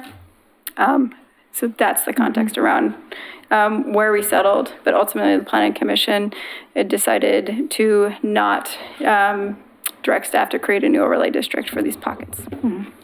Okay, so real quick, I have a couple of questions before you leave them up as well. So was there a wetland inventory, kind of a new evaluation of wetlands done on this concept plan area to ensure that our in-rod areas kind of cover any possible wetland that could be there? So we relied on our existing Title III mapping that was done in 2011 and as part of the concept plan. But if the City Commission wants to move forward, I think kind of like Kenema and look at kind of that next round, that can be done. But we relied on our existing mapping that we did, both when the concept plan was adopted as well as when we revised our 2010 Natural Resource Overlay Code. So it was looked at? It was looked at. I guess the larger question is, do you want to take another look at it to make sure we didn't miss anything? That would be a kind of my question is, how confident are you that you have all the wetlands when you did that evaluation back in 2011? That's a good question. You can come back and address that I'm going to have later. to come back with you on that one. I'm just, you can really see we're reacting to recent. And it wasn't part of the scope of this project, but it's something we can take a look at and tell you. I just would like to hear a confidence percentage on how confident you are that our in-rod that we're essentially putting into this area is addressing known wetland areas. My second question is the power corridor. How is lot averaging being handled for that power corridor? Well, luckily there's no residential in the power line corridor, so that is all So it won't be industrial an development. issue. Right. It will not be a development. Okay, that's a good answer. Okay. I'd make a note too. I note that despite the concerns about power lines, I note that that corridor basically services the North Employment Campus. And I don't see it that proximate to residences. Maybe 150 yards at closest. So I feel good about that. Okay. I do have a question about the geohazard area. That would be another one. I'm half being facetious and half not, but we don't have a really good track record with geohazard overlay. And so Laura said something to the effect of, and again, if I'm misquoting, please correct me, that it could limit where some things go. In that boundary, we have any areas where it will be prohibited from building? Or are we taking the approach that we're going to get scientific information, which is the best money can buy, and it may say, yes, we can develop there when maybe we shouldn't be developing there. So do we have any areas that are restricted that would be off limits? Well, part would be the Eastridge, new park in the Eastridge. I can show that on the next slide. What the Planning Commission looked at, and this was kind of the direction that staff asked, was we had, and upland habitat was something that was looked at in the city in 2008, which is habitat that's outside the Natural Resource Overlay District. In 2010, when we adopted our code citywide, we did not create regulation for upland habitat. So this is also a little bit of balance decisions that were made in 2010 and some kind of aspirations and vision of 2008. And then if we wanted to regulate upland habitat in this district, where are we already regulating that habitat? There's a little bit of natural resource overlay district, there's a little bit of the geologic hazard, there's a little bit of our Title 1741 trees. So it's the question is, how much of that habitat area are we already regulating? It's not 100%. And how are we balancing that with our goals for jobs and employment? And so that's what the Planning Commission looked at. And if we created a new code, what's the intent of the new code? And so the direction the Planning Commission gave staff was not to create new code for the upland habitat area because a substantial amount of it was already regulated, not all though. So that's the picture of what I'll be presenting. I understand that, but you know, animals at the next meeting. don't recognize overlay districts. They have corridors that they go through. And we do have to balance the employment with our natural resources. But the natural resources have been there a long time. And human beings come in and start messing it up. And then the animals have nowhere to go. So I think that we would do well to err a little bit more on the side of creating corridors so that, you know, even though the animals don't recognize boundaries, they have places that they can migrate through.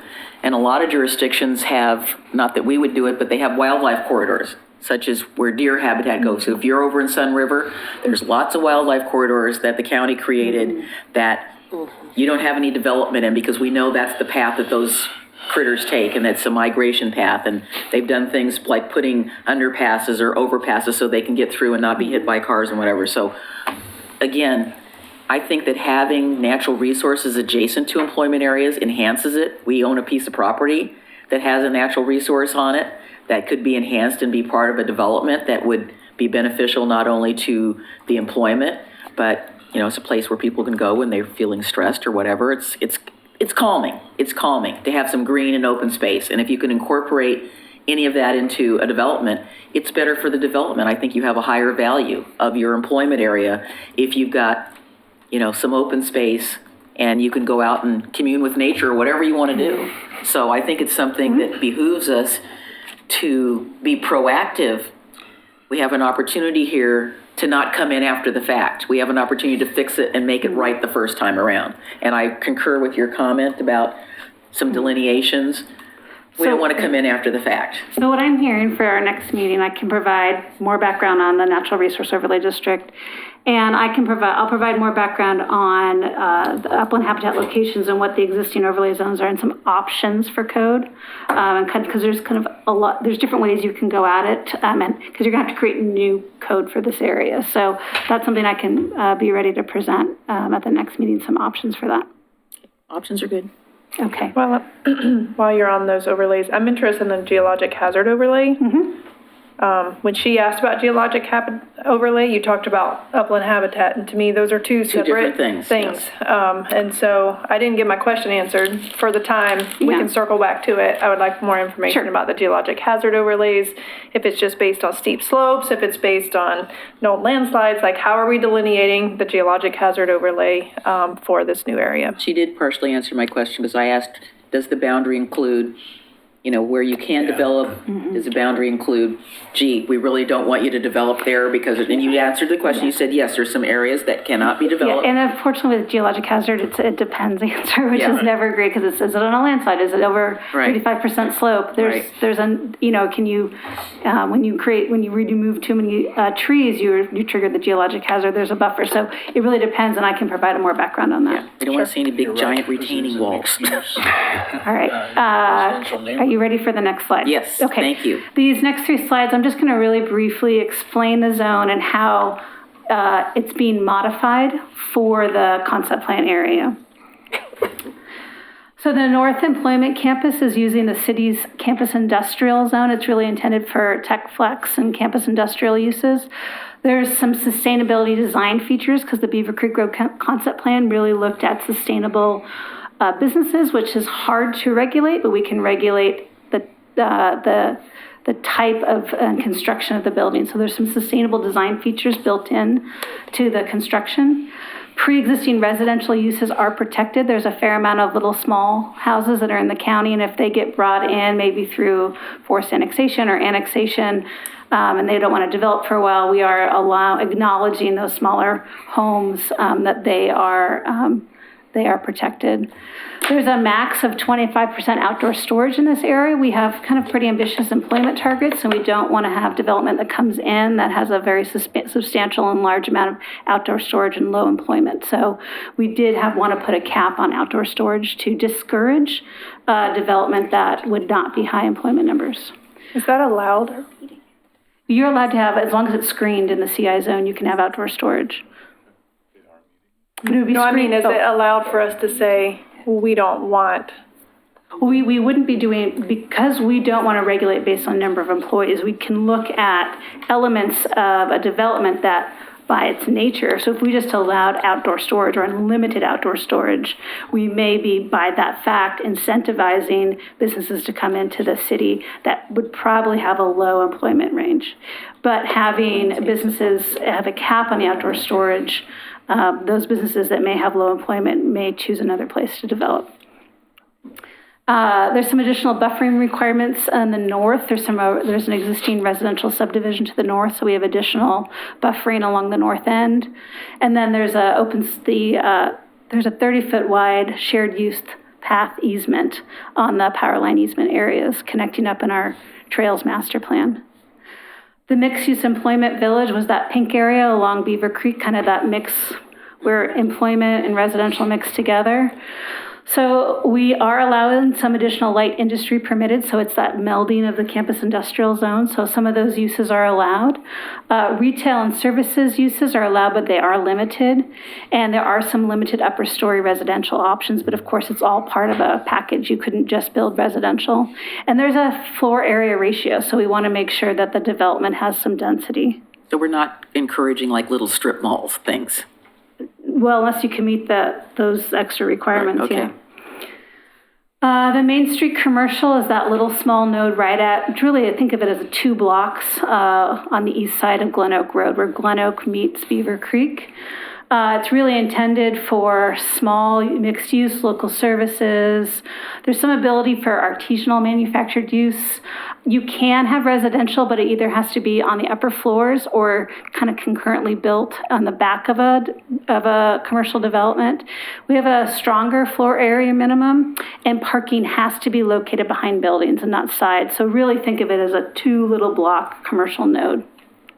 And that's using our neighborhood commercial zone, which is not often used in the city, but we have it in the Park Place concept plan, I think even in South End. So it's an opportunity for a zone that's more kind of compatible in a kind of a residential area. The west mixed-use neighborhood zone is R2. So once again, we allow some live-work dwelling options. There is a density bonus for sustainability features. So green building features, you do get a density bonus. There is a requirement for parkland or fee and lieu requirement. So if your area is residential, but you're not in the area of our park acquisition overlay kind of map, you still may have to pay fee in lieu of for your proportional share of future residents who would use the park. And that money could be used by our Parks Department to maybe negotiate with the property owner next door who may have that area, maybe have a larger parks property purchase that's above and beyond the proportionality of maybe the property that's actually being developed. So it's allowing it's allowing the development that brings residential but does not identify a park on their property to still contribute to the acquisition of parkland. And then there's the opportunity for enhanced home occupation in this area as well. So do those fees that are collected, do they have to be used for parks acquisition and interim site development? So, but within this area or anywhere in the city? No, just this area. Because that concept, would you call it string of pearls? Is that what you're? And again, I can get to that at that slide. So what does the term enhanced home occupation mean? That's kind of the work that Chair Mitchell was talking about, allowing employees and additional 3 employees. Mm-hmm. Okay. Can you tell me, sorry, one more question. Is there a density bonus for affordable units? I see density bonuses for should be. sustainability. Is there anything for affordability? There is in our code citywide, And that applies here too? in the R2 zone, correct? Okay. What about in the R5? No. So before you go off of that one slide, Sure. I think that we are going to have, I don't want to be negative about it, but I just think the home occupation thing's going to be a slippery slope, because how's it going to be regulated? I have already expressed my concerns about the use of the word live work if you're working there, and the problems that have occurred with using that term, because mostly what people do is they work there and then it's living. So which of the occupations is the primary focus of the live work, according to this concept plan? So live work is what's allowed citywide. It's a permitted use in this zone. So however we regulate live work citywide, we'd regulate it here. So what is the percentage that we are looking at of the live work? So is the primary occupation of the live work that you live there and the work is incidental? That is my specific question. The I'm gonna work is just- incidental, or is it the work and the living is incidental? I'm going to defer to Ms. Turway only because this was a citywide work that was just done with equitable housing. And so nothing in this district would be different than I how we understand, and I didn't address get my live work. question answered during that process either. So the live work standards in our code identify that you have to have a storefront, and then you can have some living area, above or behind that storefront. I will look up the exact percentages for you. It may We don't not have be a a whole lot of percentage, but again, my concern is, what is the primary use? If the primary use is that the person works there and they live incidentally, then that's one thing. If the primary use is that they live there and the work is incidental, that's another thing. They are two separate things. And that's what I tried to get across when I testified about this when I was not a commissioner. And if it isn't really clear, it leads to problems in construction and people's perception of what they can do in a building. And I would rather have us be absolutely clear that if we mean live work, the work is the incidental part and the living is the primary part, so that it doesn't become the reverse, because that's not live work, that's work live. Yes, we did, in response to your concerns, we certainly worked with our building official to make sure that all of our building standards are in place and we understand what would apply, given your concerns. And so we were sorted out on that. We'll include the zoning regulations regarding live work. I can't think of any really live work that we have existing in our city. We have a development that has live work that is yet to be built on Beaver Creek Road, actually. So it's a newer, it doesn't come up too much, but. I know of a couple of situations specifically that the primary occupation of the facility is that the person lives there and they have an incidental business that is an office use. But that is not the primary use of that property. It is, the work is incidental and they live there. Okay. I certainly strongly agree with what you're requesting. Clarification on the priority. It needs to be really clear, because it definitely leads to problems. It leads to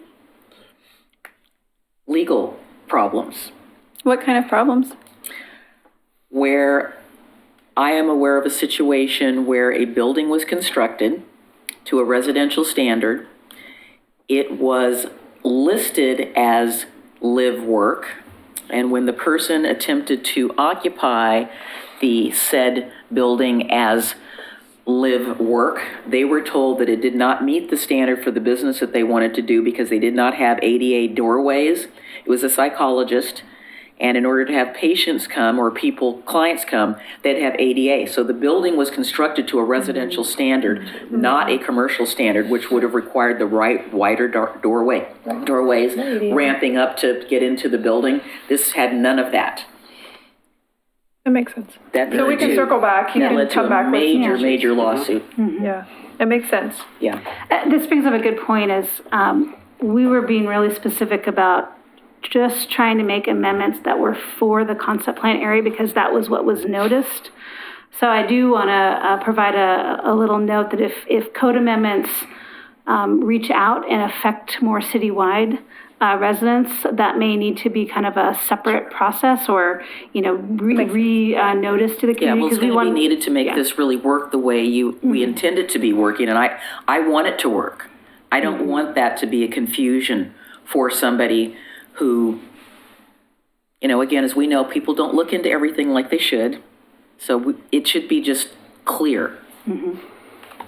Okay, I know we keep stopping you. Yeah, Please so continue. anyway. Okay.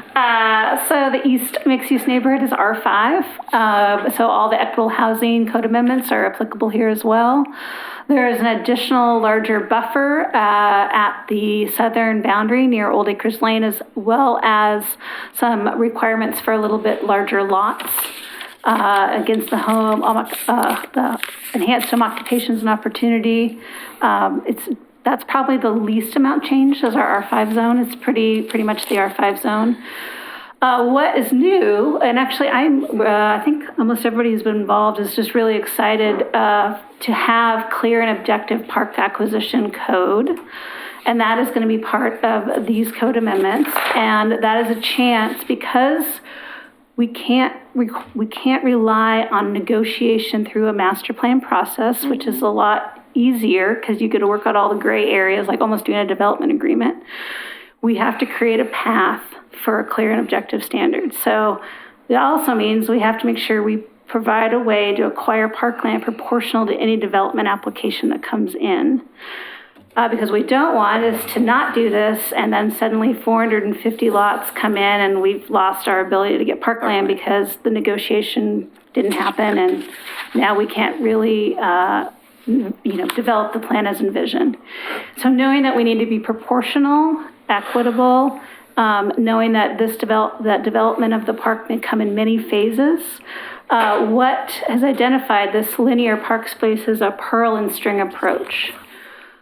So on the street side, and what we have in the map here is what's being proposed in the Parks Master Plan. So the linear, think of this as a kind of a linear park overlay. The park is not necessarily that exact dimensions, but within this area, an application would look at how many dwelling units they're proposing, and they would dedicate a proportional amount of land through that calculation. This pearl and string approach is an ability to have a shared use path that's 30 feet wide, not the path, but the area with the shared use path on the east side of the road that's parallel to Beaver Creek. So instead of a 5-foot sidewalk and a 5-foot planter strip, imagine that is now 30 feet wide with a shared use path. That string runs along that street. And as development comes in, different pearls of the park can be dedicated and built. So over time, they're connected by the pearl, and talking to our parks department, they really don't see that as pocket parks. They see it as one larger park.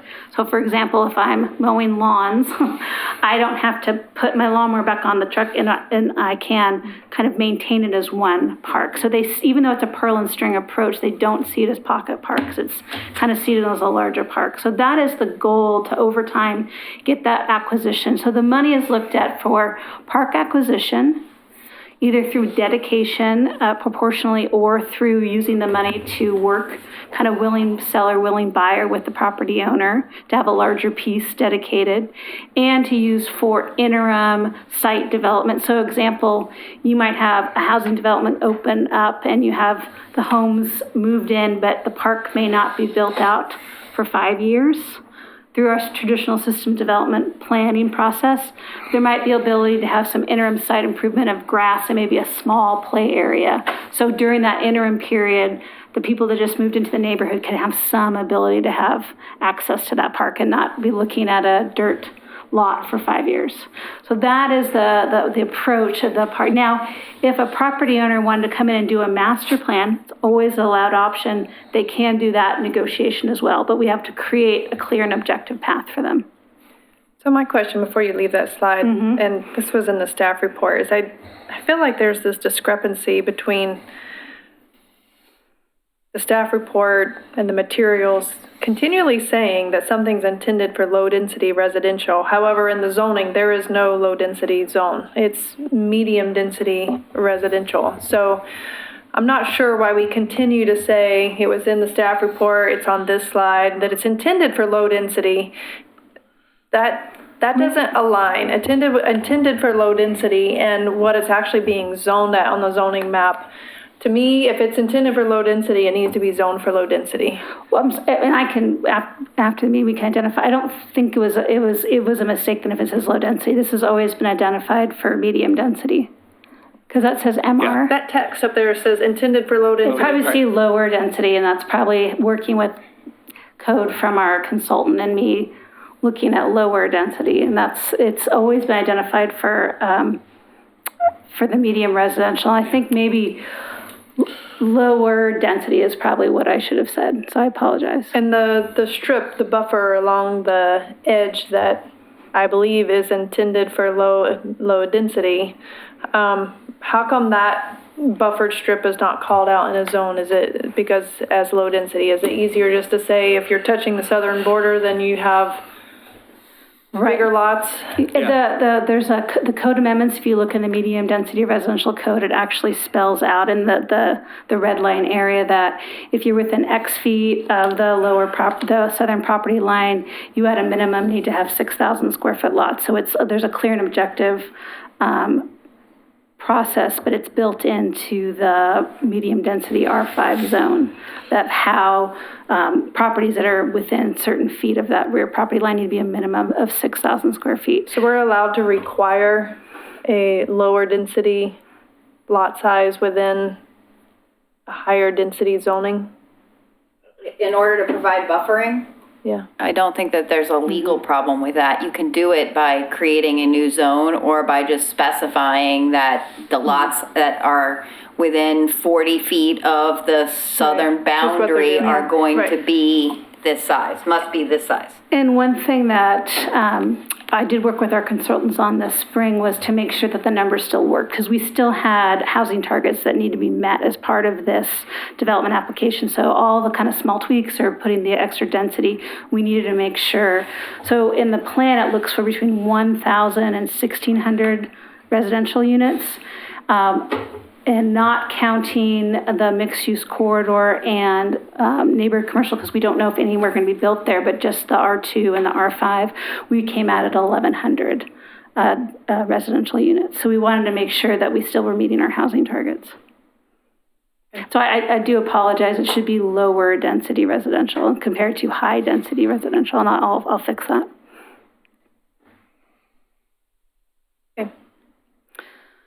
So the products of the legislation adoption, there's new comprehensive plan map amendment and zoning map, and then the text amendments of each of the zones and the development code.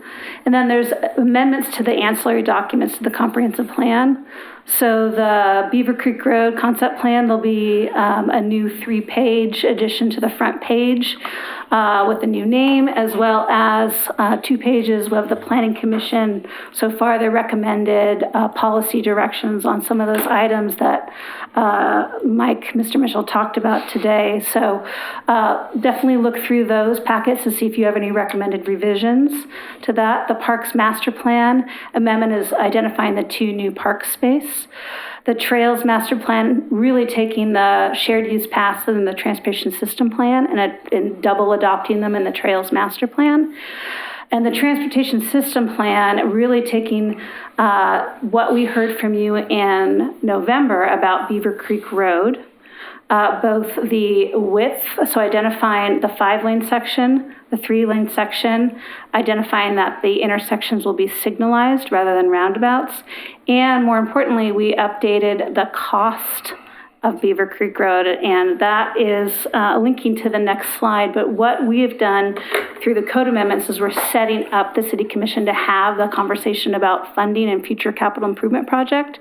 But we want to make sure we had the most robust number for the revised Beaver Creek Road plan numbers, because we want to make sure that in the discussion of how Beaver Creek Road could be funded by a capital improvement project, we didn't want to have an underfunded number. And so we worked with our city engineer, Dana Webb, to use the 2013 transportation system plan, calculation on how to look at the cost of the full Beaver Creek Road roadway, both the full build out on both sides, a 5-lane section and a 3-lane section, and potential property acquisition that could need to occur if this was a capital improvement project. So the cost you see in the proposed revised transportation system plan for Beaver Creek is looking at the full approach if this was a full capital improvement project. It very well may not be that much money even if it becomes a capital improvement project, because in the interim there may be some private development that gets built that builds their frontage of Beaver Creek Road, so that area be taken out. There could be sections that the city commission chooses not to rebuild because it's close enough. You know, good example might be the high school frontage. You know, does that necessarily have to be rebuilt? So there may be some sections even in the capital improvement where it's not built, but we felt it was very important to make sure we had the fullest number for you. So if when you look at that number, don't be shocked. It's really us trying to, as you say, you're never in trouble for over identifying a cost in the transportation system plan, but when you under identify the cost, then you have to go back and amend it to make sure. So what is happening, maybe concurrent but not part of the zoning code amendments, are things like economic development strategies. The zoning code can only do so much. I always say we try to set the table for development, but still need to work on the economic development strategy, how to bring businesses to this area. Continue to coordinate with Clackamas Community College and the high school on shared goals for employment training. Continue to coordinate with TriMet. They, of course, have this discussion of we won't extend lines until we get houses built and employment built, but how can we get people to come out here and rely on transit? It's that cart horse conversation. So we'll continue to have those conversations with TriMet. And funding approach for future capital improvement projects. Beaver Creek Road, I know we have identified a fall work session, as well as the ongoing discussions about the new water reservoir in the south, and that's with Clackamas River Water. So those are all happening kind of parallel, concurrent, but are not part of the zoning packet amendment. So the zoning package is really to provide clear and objective development code for the concept plan area. And what I have for the last slide is questions, which you've asked a lot of questions, so thank you very much. And I'd like to go, if I could have the city commissioners identify specific things that you would like to have additional detail in next week, that I can concentrate my presentation to provide you the information you need to be able to give direction back to staff. So I've heard upland habitat, definitely, and I can be ready and prepared for that, as well as natural resource overlay district and geologic hazards. And nuisances as well? And nuisance. And live work. And live work. I just needed to stand up. It was also brought up about the addition of information regarding the bonus for affordable, did you say workforce housing? Affordable Housing. housing, but it sounds like that's a citywide and it applies, so I don't need more But information. maybe, since it's in that section, maybe a sentence could be added to indicate Sure. that it's there as well. Doesn't redundancy in this case, your I don't think slides. hurts. Okay, we can take a look. I think the idea was to make sure we, everything was the same as citywide, but we identified when there's changes. But if it makes sense that we can provide a direction to Yeah, like- the other code, yeah. maybe there's a verbal. Also see section, blah, blah, blah, something like that, just so it's clear, because that was one of the things I thought of as well, is that we need to really start encouraging some incentives for that workforce housing that we so desperately need. Commissioner O'Donnell. I have to jog these two gentlemen sitting over here named John Lewis and Wyatt Parno. I saw a reference to Clackamas River Water and a reservoir. Who's providing the water service to this facility? Is this the Backbone project? Is this part of it? I knew you'd enjoy it, that's why I asked. To know a lot more about that. Yeah, that's a great question, something we're planning to bring thank to you in April. So we do have a work session planned where we're going to talk a lot about, refresh some of you. I can't remember, Denise, if you've seen the water capital plan that we produced, an update to our water capital master plan. But in that plan, we show what we call the go it alone option, which is the city providing water service to the entire Beaver Creek concept plan area. But we've also been having talks about interim plans, because we don't have the reservoir, we don't have the elevation that we need to serve the area. And depending on the timing for the development that comes into that area, there's a question about how do we serve that area? Clackamas River Water does have the elevation that they need to serve the area right now. We have talked to them about, their preference would be they serve it now and they serve it into the future forever. Right. And I think that's not our preference necessarily. We're looking at an option that would be more similar to what we have in other areas where there's a metered feed, and we probably would pay a premium for that through a wheeling rate for metering. But at such time that we have our reservoir, pump station, all the facilities that we need to do that, we would basically remove the meter and just plug right into the system. And so that's what we're planning to bring you.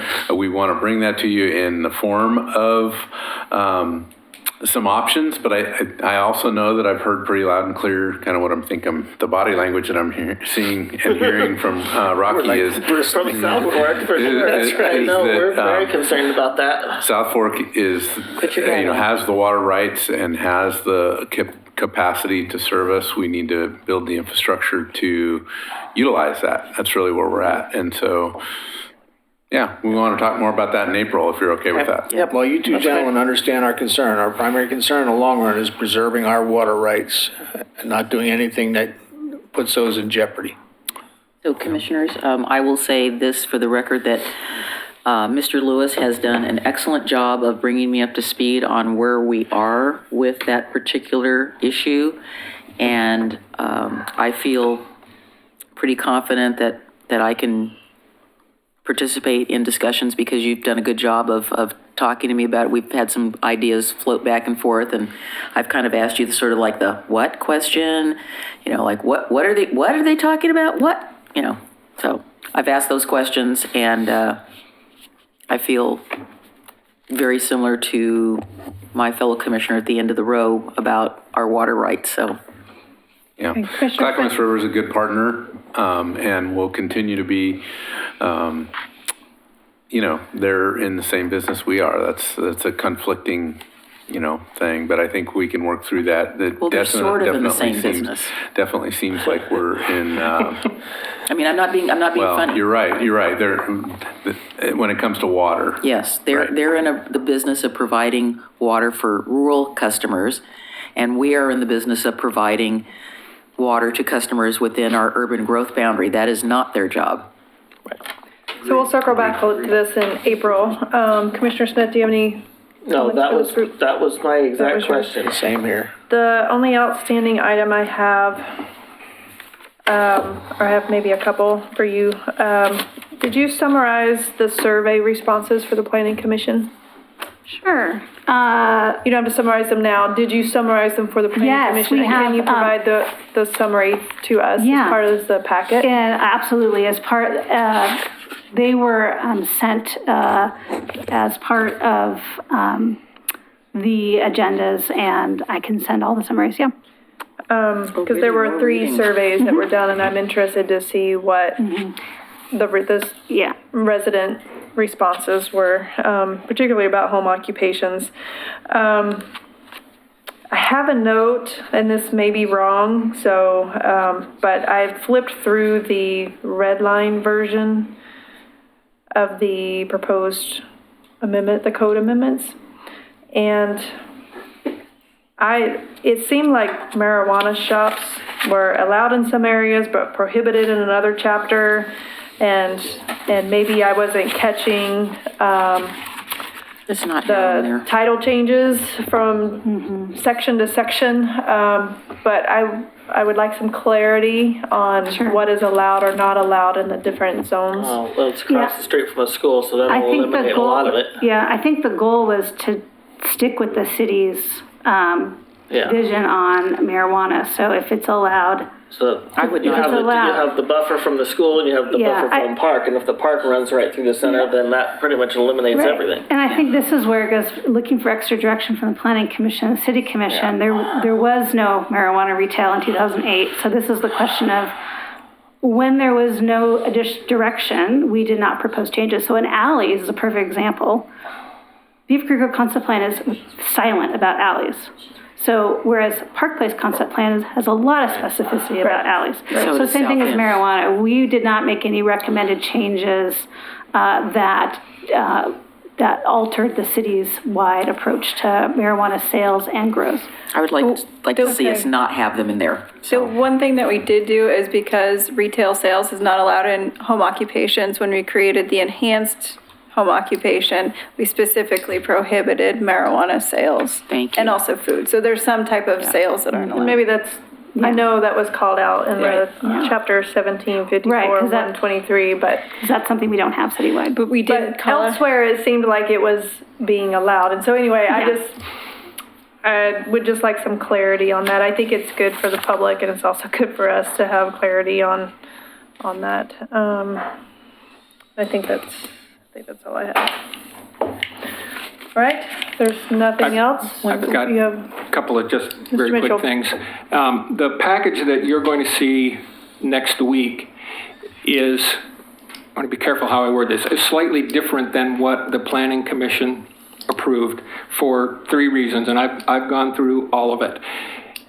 One was to fix some numbering so that when it slides into our existing code, it ends up following the numbering convention, everything's in the right place. housekeeping. Fixing some grammatical errors was the second thing, and on a couple of items, some more legal clarity provided by our city attorney staff to make sure that we were hitting the legal requirements that we did. The other thing I'd like to say, I just want to thank the staff. This was a heck of a piece of work to try to take something from, 2008 and go forward, but there was a tremendous amount of public input driven by staff, presenting it to the Planning Commission in chunks so that we could concentrate was wonderful. And the other thing, and I would not want to try to do this, to try to take a concept plan that's taken a 10,000 square foot view and get it into clear and objective standards and do it so that there's enough specificity, as Commissioner McGriff wants, but at the same time, end up with something that is going to be commercially viable and that people are going to want to build, and that's going to bring us new housing and new jobs into our city. And that's a really tough balancing act, and I think did a great job this time. I'm really excited about this. I'm excited about the work the Planning Commission did on it, because we don't have, the term 20-minute neighborhood, we don't have many chances left in this city to build 20-minute neighborhoods.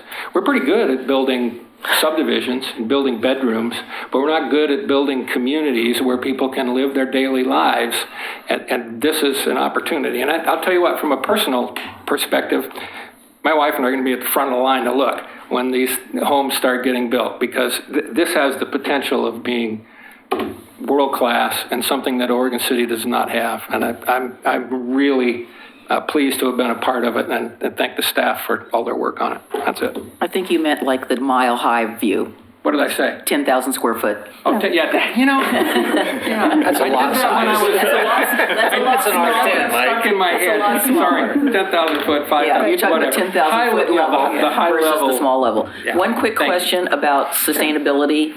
So are we going to do anything, because we talk a little bit in the code about solar.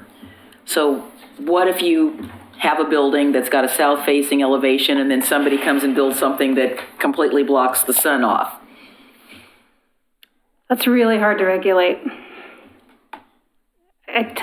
Solar positioning and how we actually regulate it, I don't know the code we could. Well, if we're talking about meandering streets that don't meet a grid, that you could do something like that.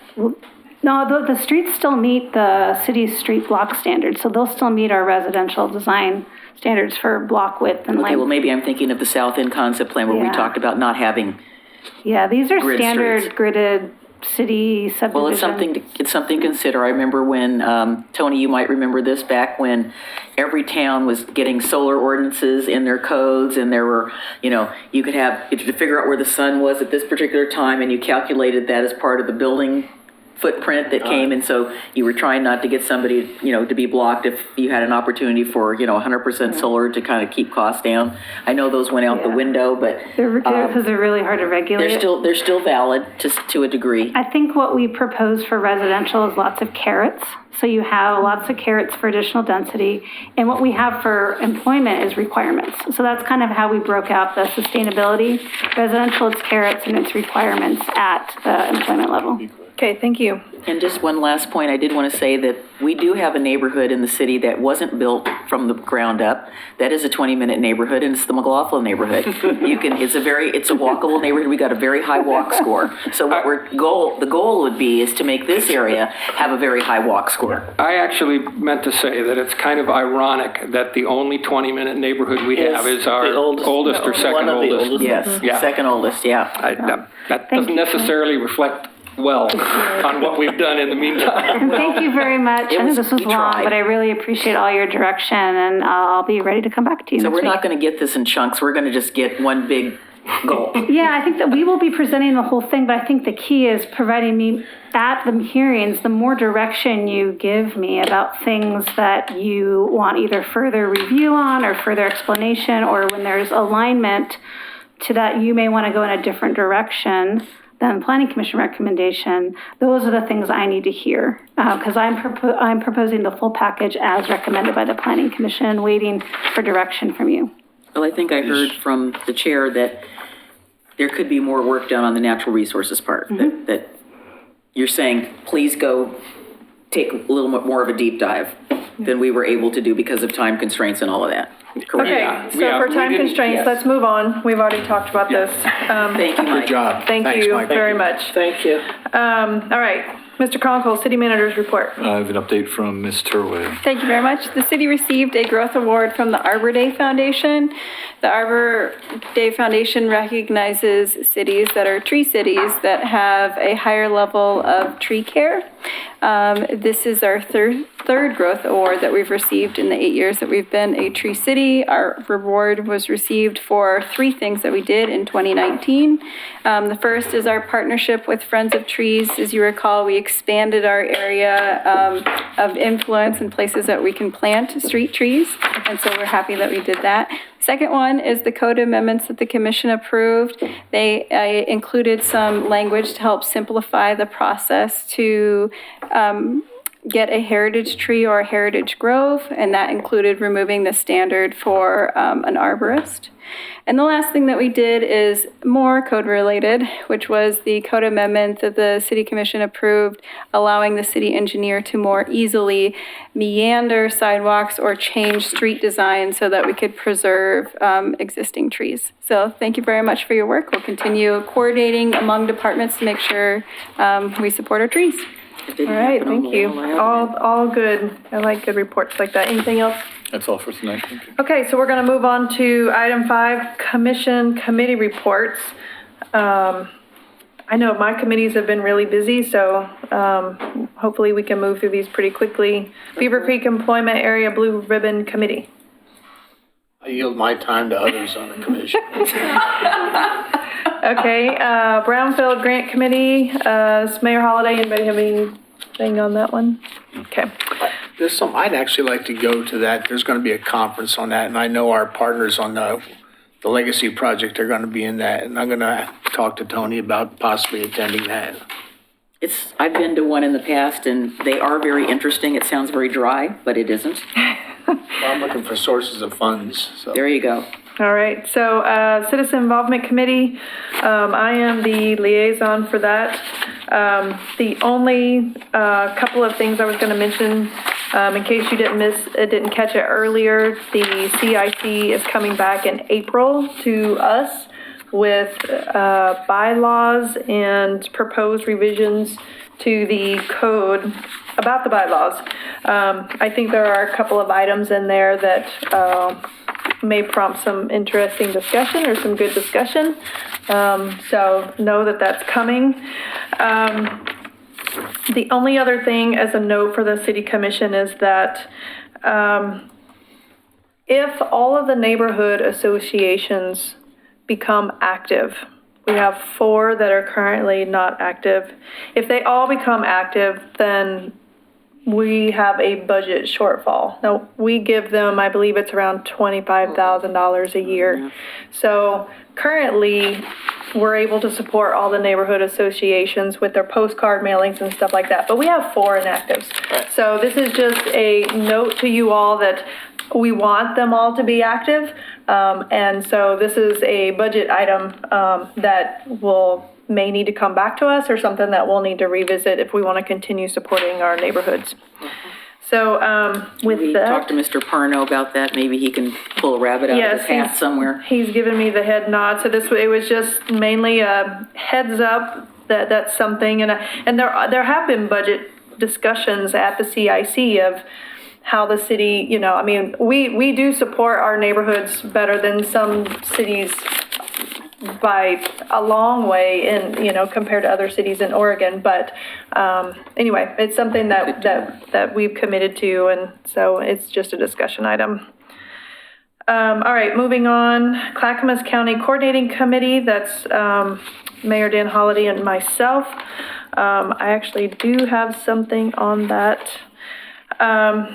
So the last C4 committee meeting was last week, and there were a couple of items worth mentioning. One was a presentation from ODOT on the I-205 tolling. That is obviously a hot topic in the city of Portland and in the metro region in general. It's definitely a hot topic for our area because right now the only area that they know for sure that they want to toll is the Abernathy Bridge. And so there is a lot of criticism, a lot of pushback that's happening at C4 back to ODOT. However, I will say that the only alternatives that they're looking at right now is pretty much where the start and the end is for the tolling. It was made very clear that House Bill 2017, which was passed by the legislature, essentially told ODOT to do tolling. And they feel like they are doing what they were directed to do. That was not the message that I had received, and that's not the message that I had heard about when everybody was opposed to tolling and all that. It was never really laid out that clear, and we had Senator, I'm probably going to mix up their names. We had a couple of legislative representatives in the room local here, and they were talking about trying to amend the legislation, and that was maybe one item that they could work on. So I'm just kind of daylighting this for you all, also for the public, for anybody that watches this. They plan to do public engagement. I can tell you there was consistent agreement by all the cities in Clackamas County against using tolling on this one piece of the interstate where there are essentially no other travel options. And then last thing I'll say on this is that ODOT is about to launch a travel preference survey. It's going to be launched in March, so if we haven't seen it, I haven't seen it, but we should be seeing it anytime. They're going to be mailing out postcards, but our community can weigh in on that survey, whether or not you receive a postcard or not. So hopefully we'll get information on that survey. I'm looking to John Lewis and Mr. Conkle that hopefully we can find out and advertise that survey. It's a travel preference survey, and it's only going to be open for 4 weeks, but it is supposed to be on this project. The last thing I would mention is that the C4 retreat planning is underway. They are planning like we had last year, 1 day for transportation topics and 1 day for housing. Their housing, they specifically called out a discussion about construction excise tax. I know that was a work session item planned for this commission, so I'm bringing that up because they specifically called that out. So it may be something to follow up on and decide when you're trying to prioritize work session topics for us. I don't know if that's possibly a way to. Did they say the date of the? I know there's a date. Did you get it? A date of the retreat? Usually in June. Yes, I don't have it on this piece. I have it in my stack of pieces That's of okay. paper, but I can give it to you. I think it's June 5th and 6th. Does that sound right That to you, sounds Katie? right. Yeah, it's usually always in June, and I just can't recall what weekend. I have it in my stack. Okay, any questions? Moving on. Just the thing about, I think it is interesting that the transportation and the housing are going to be separate, but there is an intersection between those two topics, and where do you think that should happen? Well, usually there's a part of the retreat where all of the city and county representatives have a chance to have open conversation, and generally those dialogues do happen. I know Laura attended last year on the housing day and John attended on the transportation day. I don't recall exactly a specific conversation about the nexus of those, but they're still in the planning stages. Sure. And so that was about as much detail as we got. One does affect the other, as you know from your work. Yes, I agree that there is a nexus, but I don't think they've gotten to that level of detail in the planning. I was looking to see if I could see the date. Yes, June 5th and 6th at Mount Hood, Oregon Resort in Welches, same as last year. Okay, Clackamas Heritage Partners, Commissioner Smith. Clackamas Heritage Partners of the Board runs the End of the Oregon Trail, and I'll just briefly say that probably the biggest project they're working on right now is a collaboration with the Confederated Tribes of the Grand Ronde to create a new film presentation for the End of the Oregon Trail Interpretive Center, so that there will be both stories being told. It's really exciting, and they've been working on that for quite a while. And several representatives from the Heritage Partners, Clackamas Heritage Partners Board have been attending the tourism stakeholder meetings. I won't go into that tonight, but that's what I've been spending my time on with those.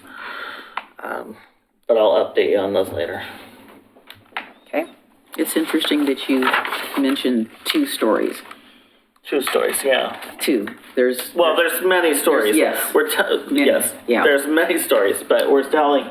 The Interpretive Center's been working very extensively with the tribes, and has representatives now on the CHP board from the Confederated Tribes of the Grand Ronde, and so that's been a big change, I think, in the last several years in the story that's, joint stories that are being told at the Interpretive Center. So I think that's just an extension of that. An enhancement grant to do that movie. Yeah. So we'll be it should be exciting. Looking for it. Excited to see that. Okay, Downtown Oregon City Association, Commissioner McGriff. Just very briefly, the association held their annual work session retreat. Mr. Mitchell and I attended, and we are going to be getting an evaluation by the State of Oregon's Main Street coordinator in April. So it's an evaluation. We are performing Main Street, and that's basically the highest level you can receive. And we are very hopeful that we will retain that designation based on everything that we've been doing over the last year and a half. Did I get all that? Who are you asking? That's it. Okay. Okay, the next one is Impact, the Metro Policy Advisory Committee. I sit on that committee. The last meeting we had in January, we covered two items. One is the Regional Barometer, and this is an online tool that Metro created in order to essentially measure desired outcomes in 6 areas: transportation, economy, ecosystems, climate, communities, and equity. This will go live to the public on March 31st. I can tell you it is a monumental effort of Metro to push out I think they said 127 measures and approximately 300 data sets. So and it covers the entire metro region. The notes that I wrote for us particularly are, well, obviously when it goes to the public, but all the data will be downloadable and usable by any of the cities in the metro area. I think there's hours and hours of entertainment there for you to dive into any of the 6 policy areas. I do applaud them for the amount of work. I think examples of how we could potentially use that, because that was where I was going with that presentation of trying to figure out how we could use it. And so there's a lot of conversations there about regional connectivity, how we're partnering with our neighborhood city, our neighbor cities and Clackamas County on connecting trails and connecting transit systems. And so I think regional connectivity is one of the key areas that we could benefit from taking a deeper dive in there. So anyway, I'm happy to pass on that link whenever it's available. The second item was the introduction of the Regional Supportive Housing Measure. If you have not heard about this meeting was held right on the heels of the Metro Council agreeing to voting to take this housing measure to the ballot in May. And their goal is to generate $250 million in revenue to work on supportive housing for the region.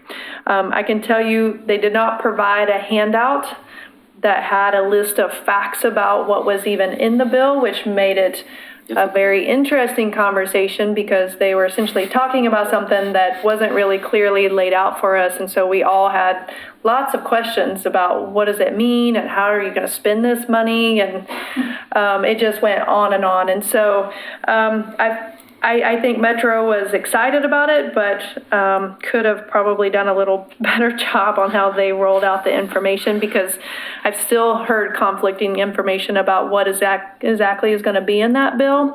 I do know that there is some consensus on the fact that it's essentially a tax, an income tax on people who live in Metro. So I think there's more to come on that. That was what was covered in the impact meeting.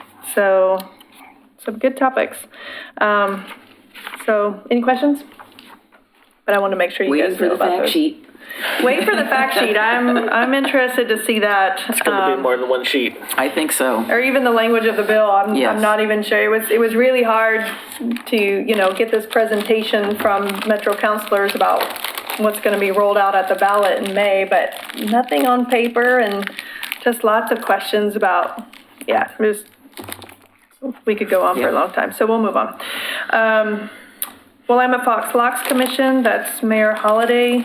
I will make one comment on that. I know with the legislative session coming to an abrupt close at the end of last week, I'm pretty sure, like 99% positive, the bill that had funding associated for the locks did not get passed. No, it did There not. were a lot of budget bills. There were only 3 bills that went through, and that was not one of them. Right. There were a lot of bills that had made it through a couple of the out of a couple of the committees, but never made it all the way to the end of the sessions, which is unfortunate. So we're in a holding pattern on that. So we will wait and see, and I'm sure Mayor Holliday will be in the know and follow up with the locks and find out what the next steps are. I know there are discussions of a special session happening coming up in the next couple of months but my understanding is even with the special session, bills have to be completely reintroduced. So that's a lot of work, and I don't know where this bill will fall in that. So that's unfortunate, and I think that's it for now. I think our state representative, Mr. Meek, who's one of the main sponsors of it, there was a quote by him in the paper that if he had to reintroduce it, he would go there again. But he's hoping that it isn't going to be that way. Well, it definitely had support. It had bipartisan support coming out of the initial committee that heard it. So it was definitely on its way. to the Senate floor for final approval, and because of all of the other political Wrangling. challenges in Salem, it all came to a halt last week. South Fork Water Board, Mayor Holliday and Commissioner O'Donnell or Commissioner Smith? Our January meeting was canceled, so we can update you in March, end of March. Okay. Willamette Falls and Landings Heritage Area. They are on their way. They have received 100% funding for their new building there, which used to be the old Westland Police Department at the other end of the bridge. So that is on its way, and they're continuing to do outreach to different community groups all over the Heritage Area and Landings Coalition area. The legislation in Washington, D.C., well, I think you all know where that is.